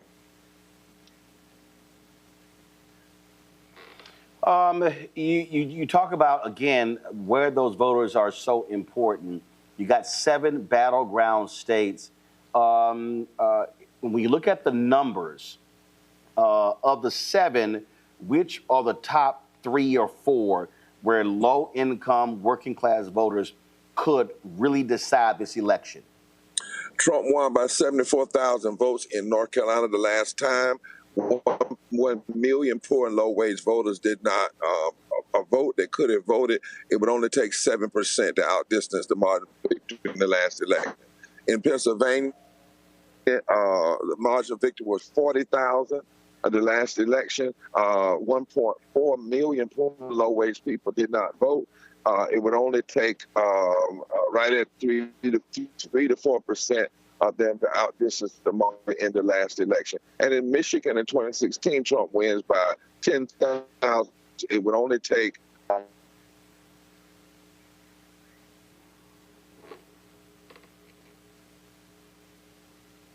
Looks like we lost the connection with Reverend Barber. He is actually driving in South Carolina. Let me know if we get Reverend Barber back. And so, again, let me know if we get him back. You hear me? Yeah. Okay, Reverend Barber. Yeah, now we got you. We lost your connection. Go right ahead. Yeah. I'm sorry. If you look at Michigan, Pennsylvania, and North Carolina alone, you're talking about 4 million people that did not vote, poor and low wage that did not vote. But in those same states, you're only talking about 100,000 vote margin between those states. You know, that's the thing we're trying to show people. Trump won in 2016, Roland, by 80,000 votes in 3 states that gave him the margin of victory in the Electoral College. In those same states, over 4.5 million poor and low-wage voters did not vote.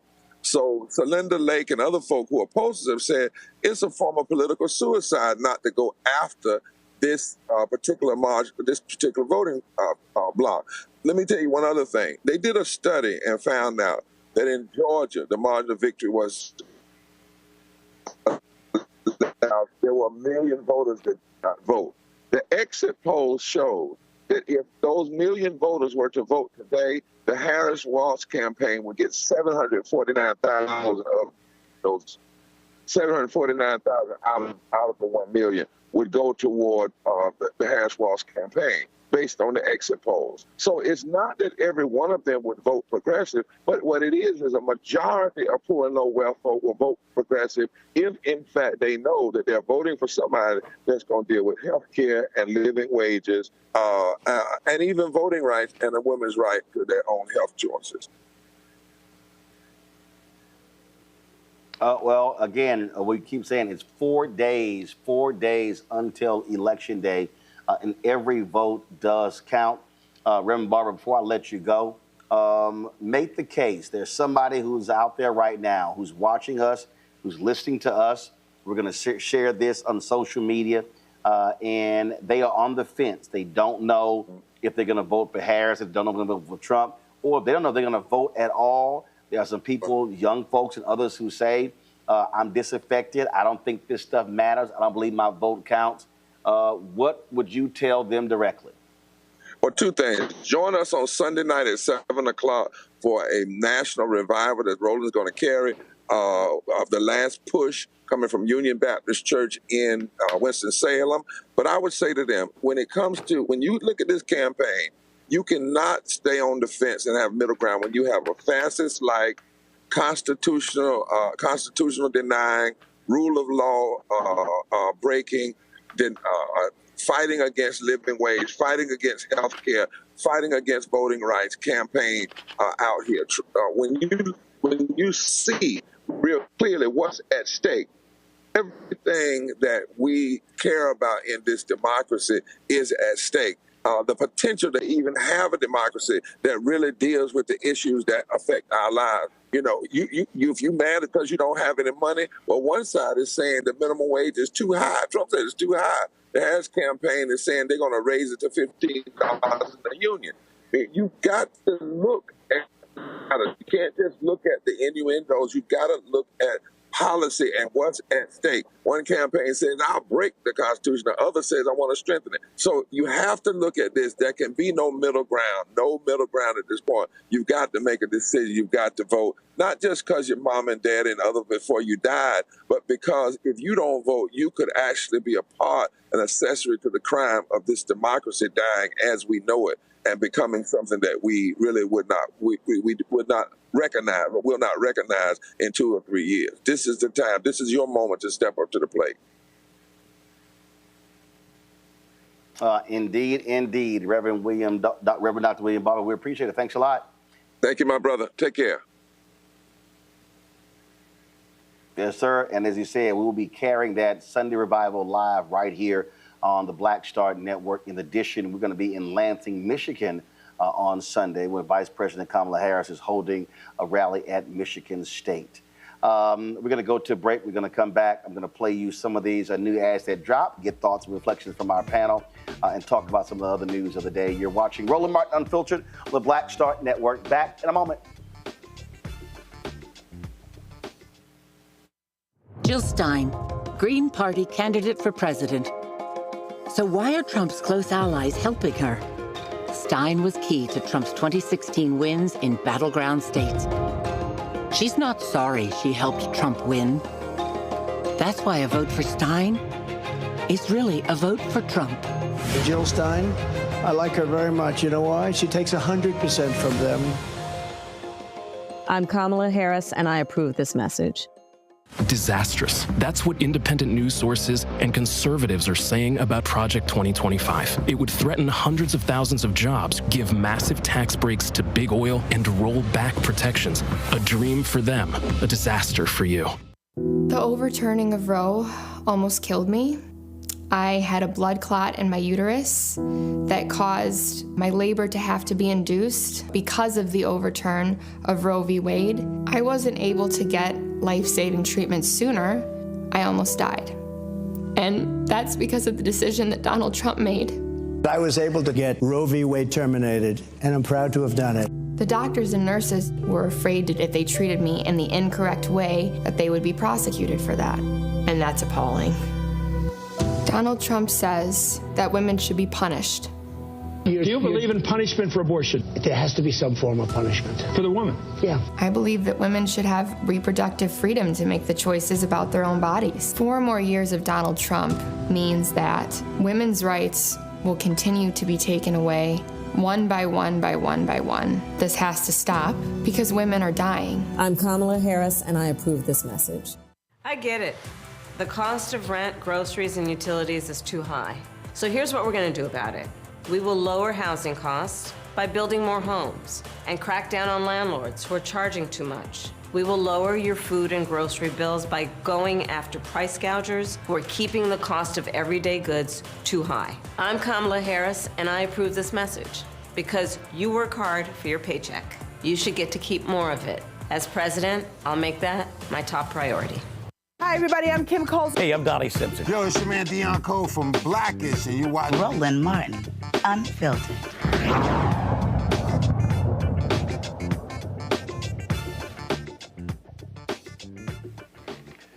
All right, folks, welcome back to Roland Martin Unfiltered on the Black Star Network.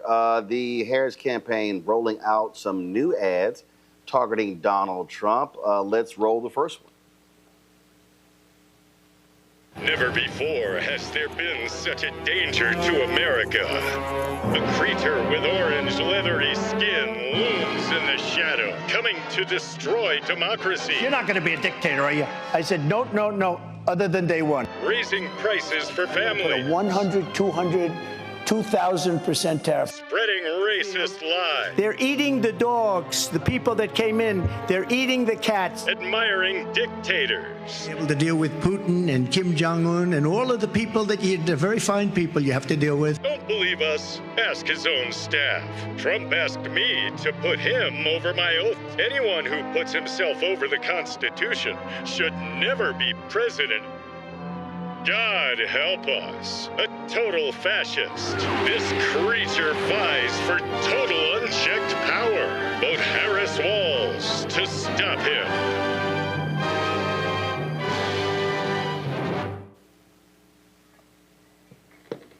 All right, folks, that's one of those ads. Let's see the second one.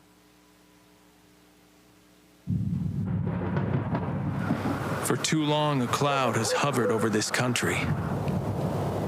One of division and fear. Fear of each other. Fear of our differences. He tried to turn us against each other, to normalize violence and hate. But we know who we are. We are Americans. We love this country, and while we may not all share politics or geography, we know the time has come for common sense and common ground. For a leader who holds true to our ideals that all are created equal, and the American dream belongs to each of us. That having a home, making a family, living one's golden years in health and security must not be a privilege for some, but a right for all. And while the fabric of this nation may be tattered, we can mend it together. One family, one community, one vote at a time. It's a new day rising, one of unity and hope, of a shared belief in what's possible when we remember who we are, the greatest nation on earth, America.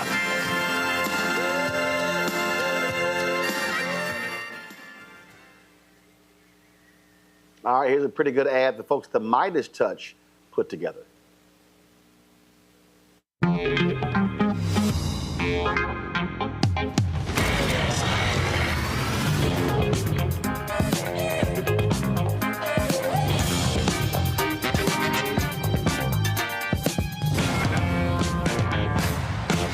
We're effectively run in this country by a bunch of childless cat ladies.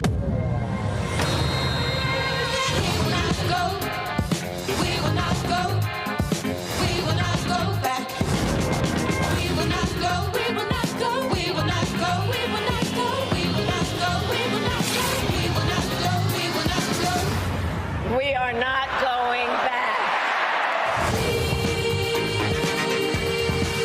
Don't go back.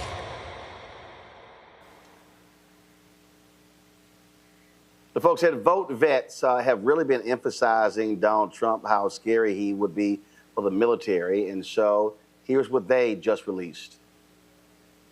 Put on Pavarotti singing Ave Maria. Nice and loud. Turn it up louder. We want a little action here.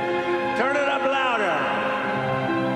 This American carnage stops right here and stops right now. You also had people that were very fine people on both sides. During my 4 years, nothing happened, and there was great pressure on me having to do with guns. We did nothing. We didn't yield. They're poisoning the blood of our country. That's what they've done. I got rid of Roe v. Wade. We have a woke military. My call was perfect. And then I said, supposing you brought the light inside the body. Yeah, no, I don't take responsibility at all.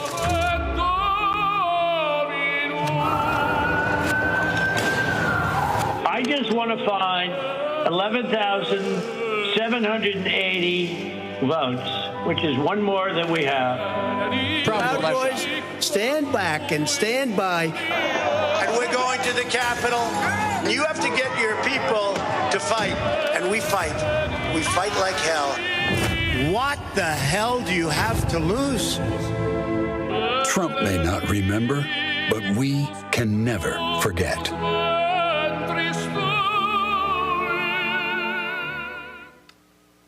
All right, folks, here is the Don Winslow. He's a progressive book author. He is a book author, big supporter of Vice President Kamala Harris, hates Donald Trump, and he self-financed this ad. I accept your nomination to be President of the United States of America.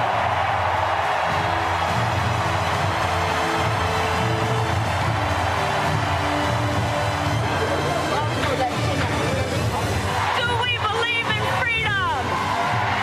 Do we believe in opportunity? Do we believe in the promise of America?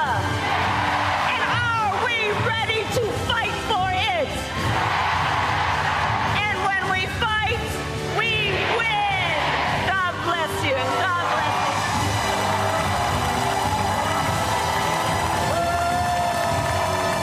I love you so much, but when we fight, we win. And I pledge to be a president for all Americans. Good evening, America!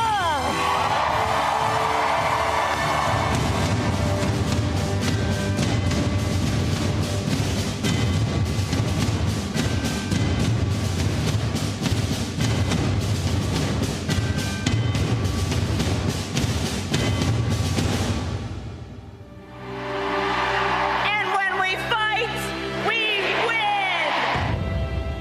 All right, folks. If we have the project Lincoln Project ad, which shows Donald's absolute distaste and distrust of women. And the first word she heard was the word The C word. Every woman has heard it. From the angry ex. From the asshole boss. It's not a joke to us. But it is to Trump and Elon. The pro-Trump super PAC launched by Elon Musk posted and then deleted. Kamala Harris is a C word. You heard that right. A big old C word. They even end it with "see you next Tuesday."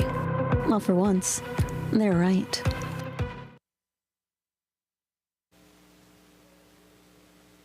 Let's go to our panel. Of course, Derek, Matt, and Michael. Listen, people talk about, hey, ads don't matter. The point of a lot of these are to focus on going viral. And we're going to pull up one more. It's not an actual ad, though. A lot of young women, Matt, on TikTok are recirculating the Access Hollywood tape from 2016, where Donald Trump talked about in a shameful way the treatment of women. Now, if you've got women who are 20 years old now, that comes out. They were 12 years old in 2016. And so this thing all of a sudden is flying on social media, flying around on TikTok, and these young women are hearing what Donald Trump had to say. This is the kind of thing that I do believe is having a tremendous impact of driving young women to the polls. And we're seeing it in the early voting data. Yeah, see also the E. Jean Carroll allegations were from, what, the 90s or the late 80s? So obviously, or I think it was the 90s. Let me not speak incorrectly. But that, buttresses that is a pattern of conduct, right? That's the kind of thing that somebody's been doing for years.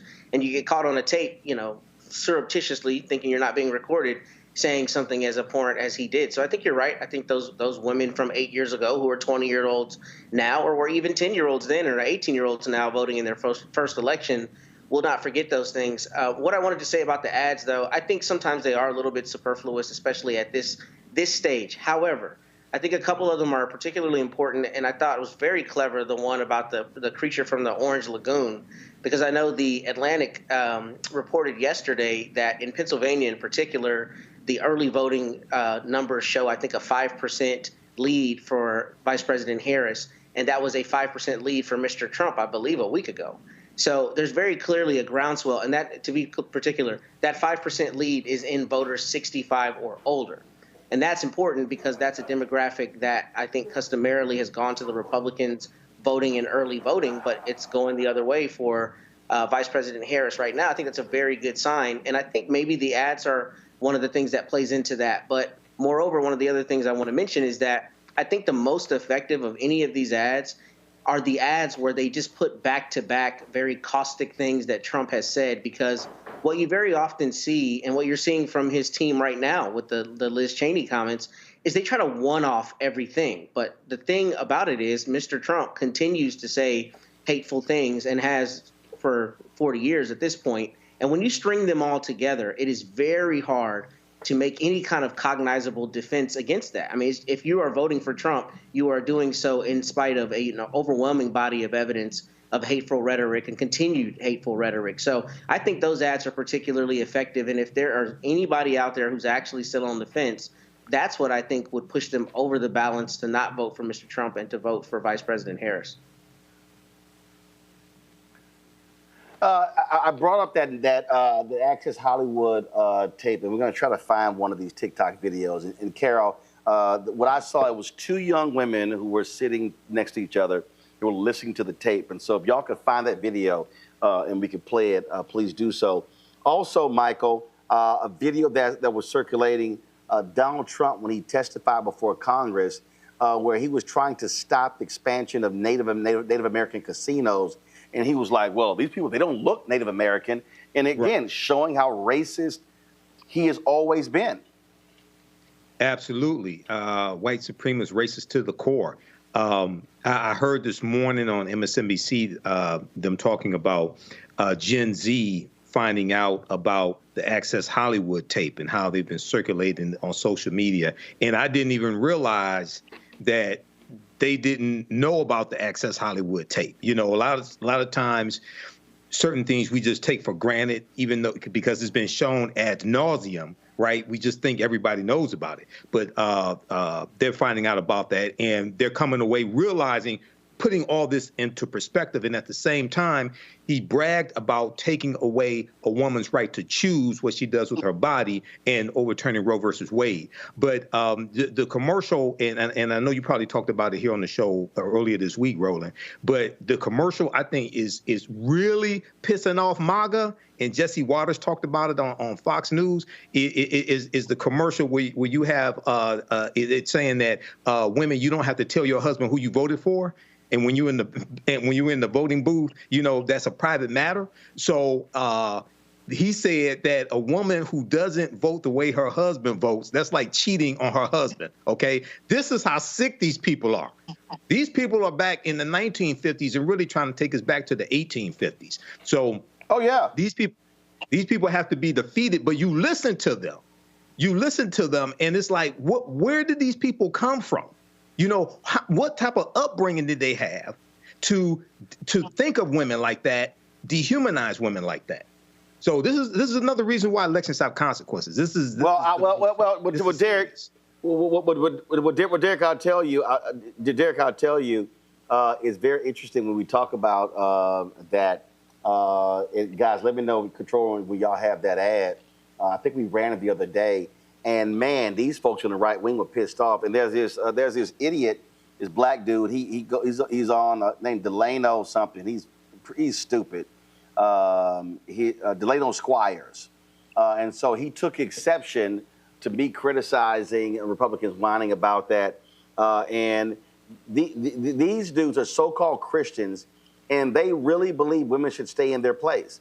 And they really, because I was criticizing this one pastor who said that women should be following the lead and voting like their husbands. But they are upset. Yeah, Charlie Kirk was foaming at the mouth on Megyn Kelly's show, and you would have thought Megyn Kelly would have checked him on that, but of course she's been kissing Donald Trump's ass so much, you think she's a member of the family now. But it goes to show you, how effective these ads are. And what's interesting is that women have been, I've been seeing these all across social media, they've been leaving Post-it notes in women's restrooms all around the country in stalls saying, your vote is private. You don't have to vote with your husband. And look, that's low key guerrilla tactics. But the bottom line is, in a margin election, you take whatever you can get. You know, Roland, you're exactly right. These ads are very effective. They're so effective that you have individuals like LeBron James that makes an endorsement and roll in some of these ads. The other benefit, you have these young ladies on TikTok.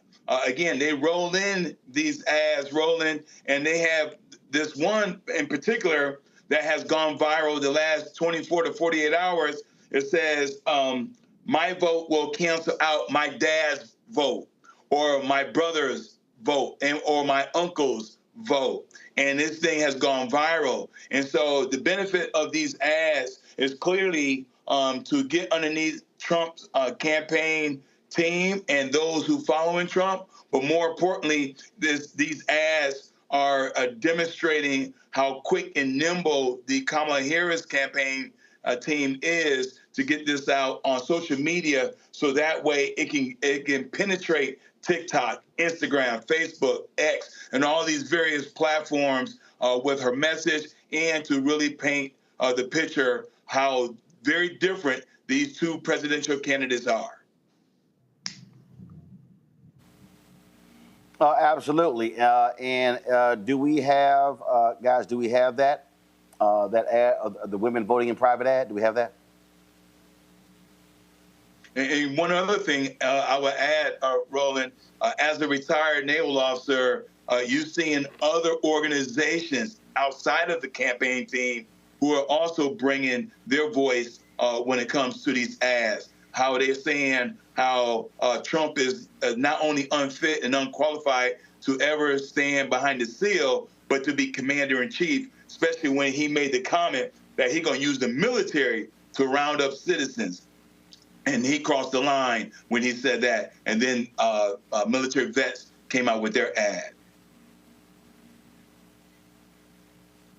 All right, let's roll that ad, y'all.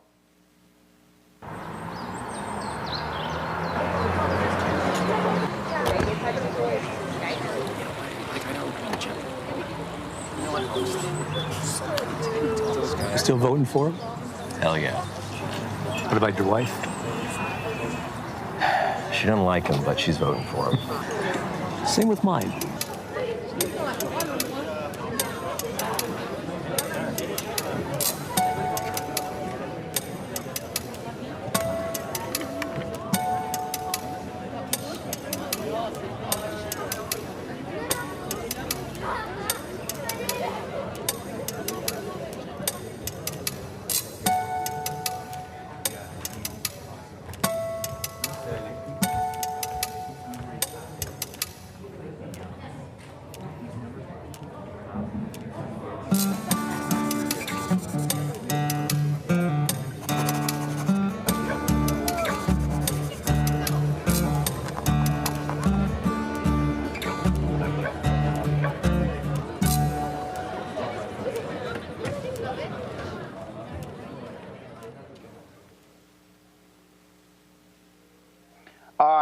So control room, I sent y'all another one, if y'all could pull that. So that one was a Lincoln Project ad.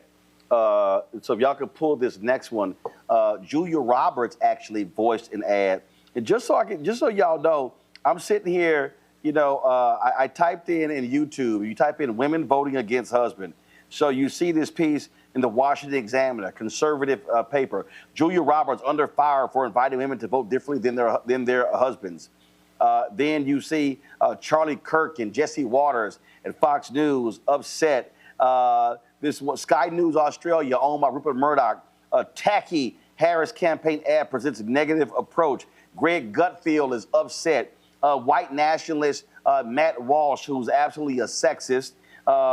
This Democrat ad is the most I love this here. This Democrat ad is the most vile anti-family campaign ever. These white men are so mad and upset that they are losing their minds because they actually believe it. Look, that was a story I saw 2 weeks ago where a woman said, you know, this is the first time I voted in my life because my husband would not let me vote. She said, but he dead now, and I'm voting. So if y'all have the Julia Roberts ad, go ahead and roll it. All right, y'all don't have it yet. Let me know when y'all have it. But again, Matt, this is what these ads do work because what it's doing is you're not focused necessarily on trying to get on television, but if you're able to, again, drive this on social and it gets picked up and it goes viral and it's on Instagram and it's being shared and liked, whatever, it changes the game. Yeah, I think it does. And I think, you know, I said superfluous earlier. That's not the right word. I think what I'm trying to say is at this stage, I would think people would have their mind made up. But for those who don't, I do think that they're powerful, especially like Derek spoke to. Anything I've seen that is, you know, a commercial where it's vets that are denouncing Mr. Trump, I think are particularly effective, especially when you have somebody coming in, you know, who's going to be a fascist if military people are saying he's not the right guy. Now, let me first say, I'm not giving legal advice, but please don't go to the polls and talk to anybody else casting a vote. Don't get yourself arrested. I get the sentiment, and I like that from the Lincoln Project ad, but, you know, obviously you don't want to be talking to anybody at the polls. But I do think that's effective. And I think it's crazy that in 2024, we're still having conversations about women as property, because that's ultimately what this comes down to. There's a large contingent of men who think that their wife is essentially their property, or at least that they can control, you know, her decisions. And obviously women are autonomous. And not only that, women vote in higher proportions than men do. So clearly, you know, they are making informed decisions. And it's crazy that you'd have somebody like that woman saying, this is the first time I'm going to vote because my husband wouldn't let me. That's absurd, but unfortunately some people's reality. So I'm glad it's being called out. And I'm glad that women are mobilizing, as they always do, in this election, because that's going to be what tips the balance. In fact, I have a local colleague who's running for local DA, and he is convinced that Vice President Harris is going to win gangbusters because particularly the percentage of women who have come out to vote in early voting in our local county. He's just, you know, screaming it from the rooftops, and he's very excited about those numbers. So if that tracks nationally, we should see a landslide. And I don't know that that will happen in a margin race, but he's a pretty smart guy and he knows elections very well. So that's his prediction, and it's interesting to hear that at this juncture. Here's the Julia Roberts voiced ad. Your turn, honey. In the one place in America where women still have a right to choose. You can vote any way you want. And no one will ever know. Did you make the right choice? Sure did, honey. Remember, what happens in the booth stays in the booth. Vote Harris Walls. Vote Common Good is responsible for the contents of this ad. Oh, I love that it's driving them crazy. We're going to show you the TikTok ad that's going viral. But I want to show you all this here. This happened in Orangeburg, South Carolina. Well, this racist white SOB lost his mind. And what pisses me off the most, that it was all these women, these black women in the polling booth. I wish that was a brother who was in there who could have clocked his ass. Y'all watch. This is not, y'all, a fake video. This is a real video. What's wrong, Matt? I was going to say that tall sister was about to give him the work, so it didn't necessarily need to be a brother. She was ready. Oh yeah. The what? She was right to give him that good work. Oh, she was ready to roll. So folks, roll a video so people can see what we're talking about.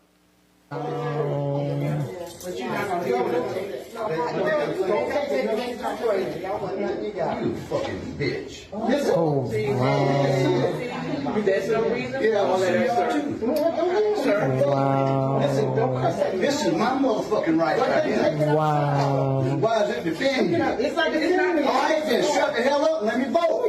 Okay, Jamie. Okay, we ain't got nothing else to say. We ain't got nothing else to say. Wow. We can go move on. Next thing.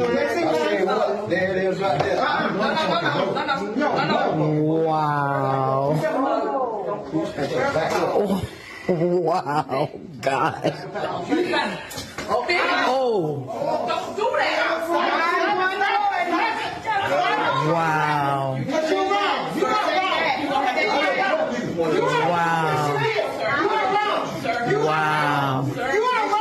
Wow.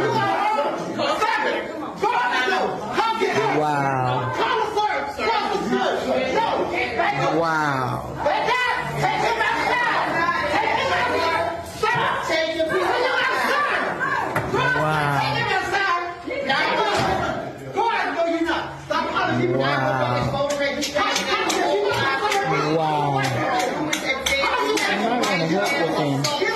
May want to help with him.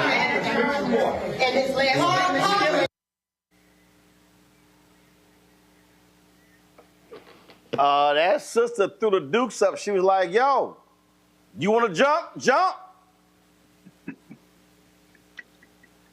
Yeah. Not only that, Roland, they were clearly in the right. They were clearly in the right because he was wearing a campaign hat. And in a lot of states, much like Georgia as well, you cannot wear any kind of campaign paraphernalia. And so this is one of those reasons why I'm so excited to demonstrate that we are demonstrating that whatever the Trump campaign team want to bring, we're going to meet them where they are. And all this hype and all this bravado, we're strong and we can do what we want. Clearly, this has gone viral, and this video is demonstrating that women are standing up even against a white man in South Carolina. Again, Matt, the law is the law. You cannot wear campaign material in. First of all, there are rules. You have a certain number of feet away where you can have it called electioneering, and that's called electioneering. He was in the wrong. He decided to call the woman a bitch, cuss them out, and they were like, "Nah, you ain't voting." Yeah, no, you're exactly right. I went to vote the other day, and I had my phone out, sending an email or something, and I was promptly told I had to put my phone away. I mean, there are rules, and obviously you should adhere to them, and I did adhere to it. And, this is really less a symptom of what the rules are and more the fact that people who are determined to not follow the rules and who are determined to say that it's a crooked process are not going to follow the rules and say it's a crooked process unless they win. We know that that's coming, but this, abject violence is just never going to be defensible. And I want to really make sure we address that. Look, there should have been other people standing up, but these women were more than enough in this situation. You don't need a man there. You needed these women doing exactly what they did, which is stand up against what they know was an injustice. And I want to take back, let me say, one statement I made. And there was not just one sister. There were actually three that were really involved in making sure that he did not get to brutalize that woman. So that's important that we empower people. As Derek said, look, we got to meet them where they are. We obviously cannot condone violence, but we also cannot condone people going and being violent and cowering, because that's a lot of times what a bully wants, right? Sometimes you gotta punch a bully in the nose, let them know they can't get away with what they're doing. And that's what this guy wanted to do. He came with a Let's Go Brandon hat. We know that that's political. He was told to take it off, but he did not even legitimize these women as having the authority to tell him what he could do. And that's the crux of the problem. So people like that have to be put in their place, and I'm glad that these women did that. Mike? Yeah, I'm glad that situation did not escalate farther. He was definitely in the wrong. I read the article about that. Yeah, he had a Let's Go Brandon hat, which tells me who he's voting for. And, it's interesting that this took place in South Carolina because that's where the Civil War started. But, just the sheer ignorance that he showed. If he just took the hat off, left it outside, put it in a trash can, what have you, it wouldn't have been a problem. But he wanted to argue with them, cuss them out. So, I know at some polls, like when I voted early, I voted Tuesday here in Detroit, they had at least one police officer there. So, hopefully at this precinct, if they don't normally have at least one person representing law enforcement there, they'll do that so to keep things like this from escalating.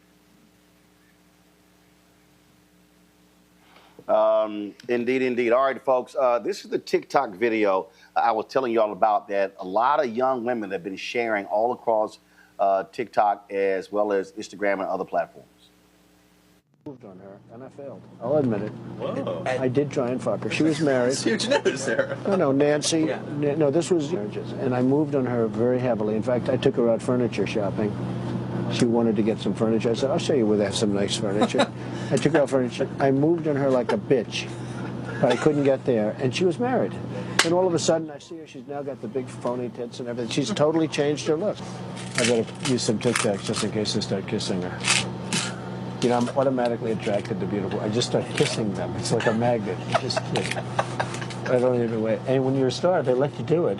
You can do anything. Whatever you want. Grab them by the pussy. You can do anything. Pull the ham.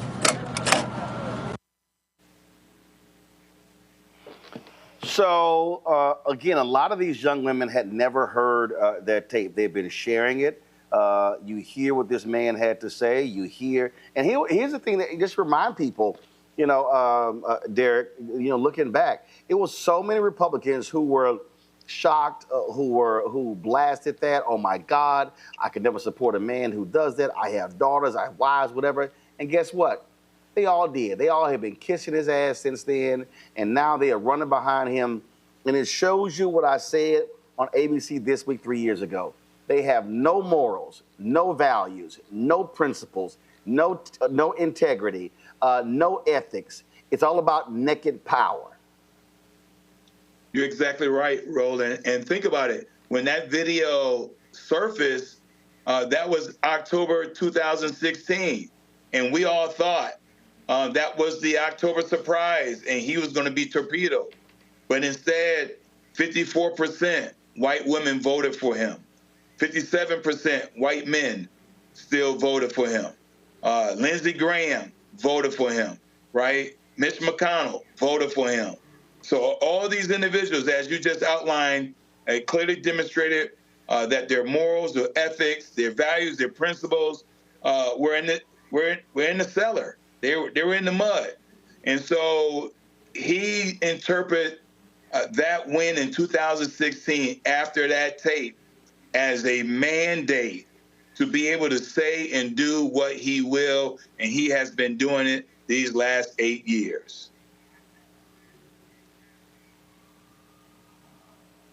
Michael? Yeah, Roland. Before this morning, because I heard him talk about it this morning, the video of the people from Gen Z circulating the video online, and I saw a clip of that video that you just showed just now. And before today, I didn't realize that Gen Z didn't know about Access Hollywood. You know, so to see them react to this. In fact, a poll came out saying that 38% of Gen Z had no idea about this Access Hollywood video. Wow. Well, and this is why social media is so powerful, because that type of information can be shared and traveled, and they can share peer to peer also. But I think that resurfacing, then on top of them knowing about him paying Stormy Daniels $130,000 to keep quiet, not to reveal the affair between them, and other things, him being found liable of sexually assaulting E. Jean Carroll. All this comes together, and I think it's going to galvanize them. And at the same time, he's talking about sexually abusing women. He takes away a woman's right to choose as well with his 3 Supreme Court justices. So I think he's going to have hell to pay on November the 5th at the ballot box. Matt?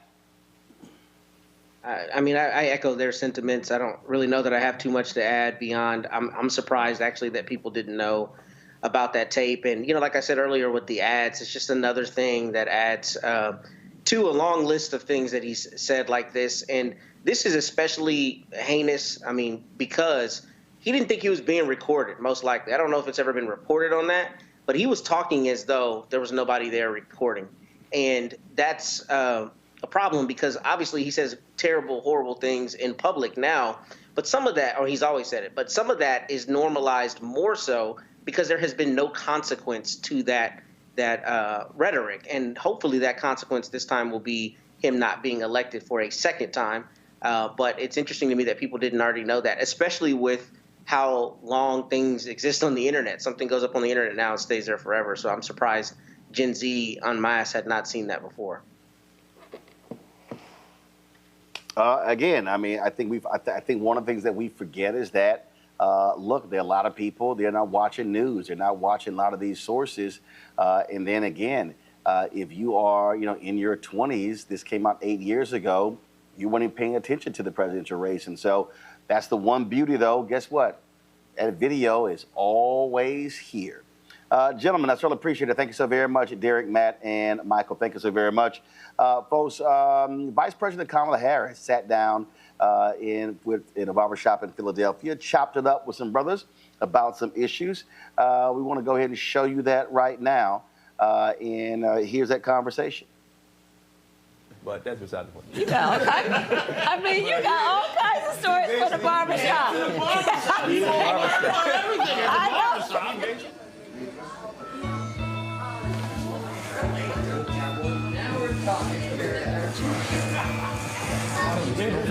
It sounds like somebody's pulling up.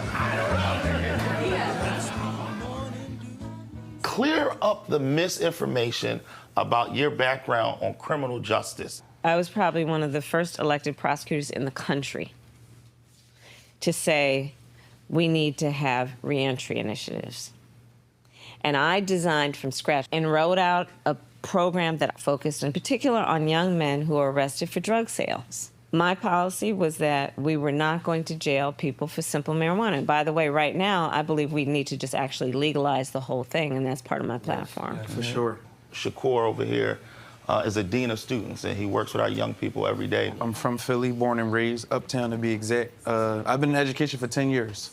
I started off as a teacher's assistant in a school in North Philly. Only 1% of teachers in public schools are black men. Yeah, for sure. 1%.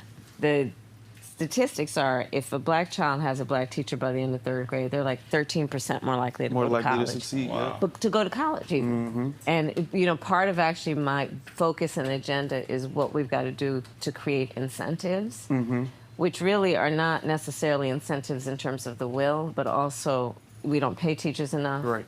Student loan debt is an issue, and thinking about how we create incentives to actually recruit and retain, because we know the benefit to overall society, and in particular to our children. The beauty of human nature also is that when you set a high bar and you give people the chance to reach it, especially starting with our children, they will go for it every time. Every time. Every single time. If you give a child from the beginning of their life all reinforcement that tells them they can be anything and do anything, and that they are loved and that they are special. I mean, that is one of the keys, I think, to what we can do for the children of our families, our community, right? I mean, I think about it, I grew up at a time where, Aretha was singing, "You Are Young, Gifted, and Black." And every signal we received told us that. Right. Yeah. And, we weren't particularly special, but everybody told us we was. Right. And we believed them. But what we were talking about is representation and why it matters. That's right. Being able to see yourself as a heroic figure. Yeah, right. Everybody feels lonely. Everybody feels like things aren't going your way. And when you look around the way that society is being constructed, the way that it's just everything is so against you. No matter who you are, you're going to have to hit the same roadblocks in life. As a black man, it was about 2 weeks ago you released your plan for black men. And first, let me say thank you for doing it. I loved it. But it's based on work I've been doing for years, by the way. Exactly. Right? Yeah. But a lot of times brothers don't feel seen. Yeah, but understandably. And so literally having a plan that says, black men, this is for you, was extremely important. What we're seeing is getting more brothers to actually understand what's in the plan. But you also talked about other things. And I mean, I read the plan. I think it was 9 for pages. example, to your point, I also know history. to understand why people feel the way they do right now, and it's based on fact. You look at World War II. Okay. The people who went to fight that war, who were predominantly men, went to go fight that war. They came back, and America called them the greatest generation because they did such an incredible job, and so many gave their lives for it. So the policy was, we should invest in the greatest generation. They've done so much for our country. And one of the things that we did as policy to create federal programs to help them, including giving an incredible infusion of resources into helping people buy homes, to become homeowners. Right. But of course, we still had, at that time, incredible racism within the institutions. Right. So in spite of a policy that was supposed to benefit everyone, which boosted a lot of people, our black servicemen did not benefit from that boost as much as others did. So you just look at these different moments in time, right? You look at redlining. I mean, it happened here in Philly. It happened all over the country, which is black people who were ready to buy homes in areas where they could then build the wealth, right? Were not allowed to buy in those places. And today, black families are 40% less likely to own their homes than others, okay? Right. So part of my plan and policy is recognizing that, to give people a $25,000 down payment assistance if they're a first-time home buyer, which just helps people literally get their foot in the door. And then folks will save up. They'll do what they do to make the mortgage. Part of my plan is a $6,000 child tax credit for the first year of your child's life, because as we know, the vast majority of our parents, young fathers and mothers, want to parent their children well, but don't always have the resources to do it.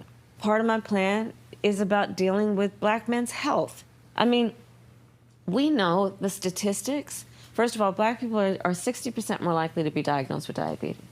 When we talk about our men, like twice as likely to die from things like colon cancer and prostate cancer. I lost my wife last month to colon cancer. I know you did. So when you talk about colon cancer... I know you did. And I'm so sorry. I appreciate that. But the truth is... I lost my mother to colon cancer. You're so right. We have to utilize our platforms to make sure that people understand early screening, early detection. And for brothers, like, we'll come in the barbershop, we'll talk about everything else, but we won't talk about health care. Yeah. We won't talk about those things that could mean life or death. That's exactly right. And the quality of life, too. Yes. Right? I know and see and understand the dimensions of life that we are talking about when we talk about our men. And it's about home ownership. It's about being a business person. It's about having dreams. It's about having ambitions. It's about education. It's about health. And it's, yes, it is about the election, but it's more than that. Because part to the point that we've been talking about, and you talked about so beautifully, when people feel alone, it's very disempowering. Right? When you feel it's like you against the world, it's very disempowering. And I want people to know that they are not alone. I tell people all the time, there's going to be a president, there's going to be members of Congress. Right. There are going to be governors, there's going to be members of the General Assembly, there are going to be mayors and city council. The question that we have to ask ourselves as black men, are we going to have a say in who those people are going to be? That's exactly right. And when you don't vote, those folks still get elected. You just don't get to decide. That's exactly right. So I wrote with Cory Booker the George Floyd Justice and Policing Act when I was in the Senate.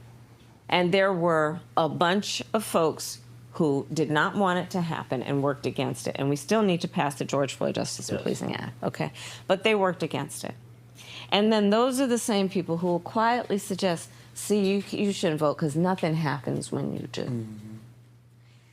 Because there are forces that also trying to obstruct the good work. And here's the thing, though. If you don't vote, then you're not deciding who's in the positions of power to make decisions like, do we pass the George Floyd Justice and Policing Act? You see the vicious cycle? Right. So you don't vote, and then you end up taking yourself out of the game. And we should never take ourselves out of the game. There's a national spotlight every 4 years around the big ticket, the presidential election, and everything like that. There's also very important to make sure that you're voting in your local elections also. Your judges, your state reps, your city council people, and also being engaged in that process so that you understand how all of these different functions work together. Right. To get the word out, whether people vote for me or not, whether they vote or not. Well, although we want to encourage them to vote for me. Everybody. But let's get the word out so people also understand what they have a right to expect and demand. Because this is not about doing anybody a favor. It's literally the right thing to do. Period. Well, you survived. You survived the barbershop. I had no question about that. Were you worried? I know. I mean, I knew you was going to do it. I think you were worried. No, I wasn't. Were you all right? You were Harris. You were Harris. That's how we built. Let's thank the Vice President for hanging out with us a little bit. Thank you for letting me come into the barbershop. I know what a sacred space this is. I mean, it's so funny. I was going to say but this is where America's news gets told. No, for sure. Right? Like all the press were here. This is where America's news gets told. All right, folks, that is it for us here in Mobile, Alabama. I'm about to pack things up. We'll be flying out at 6 a.m. to Michigan tomorrow. Governor Wes Moore is having a rally in Flint, Michigan, and we're going to try to get there in time to broadcast that for you on Sunday. Vice President Kamala Harris will be on the campus of Michigan State University in Lansing, Michigan. We'll be there as well. And then Minnesota Governor Tim Walz will be holding a rally in Detroit on Monday. We'll be broadcasting that and doing our show from there as well. Then we all fly back Tuesday morning to Washington, D.C., where we'll be holding it down for our election night coverage in our Black Star Network studios there in D.C. We will have a camera and a reporter on the campus of Howard University doing live hits for us there as well. So a lot going on, folks. 4 days left. If you're able to vote early in your state, please go to the polls and absolutely vote.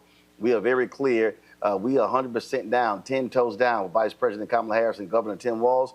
And so let's not have a squeaker, folks. Let's have a resounding victory for both of them. And so we're going to keep this thing, keep pushing information on social media, keep calling, keep talking, keep sharing, keep explaining to people.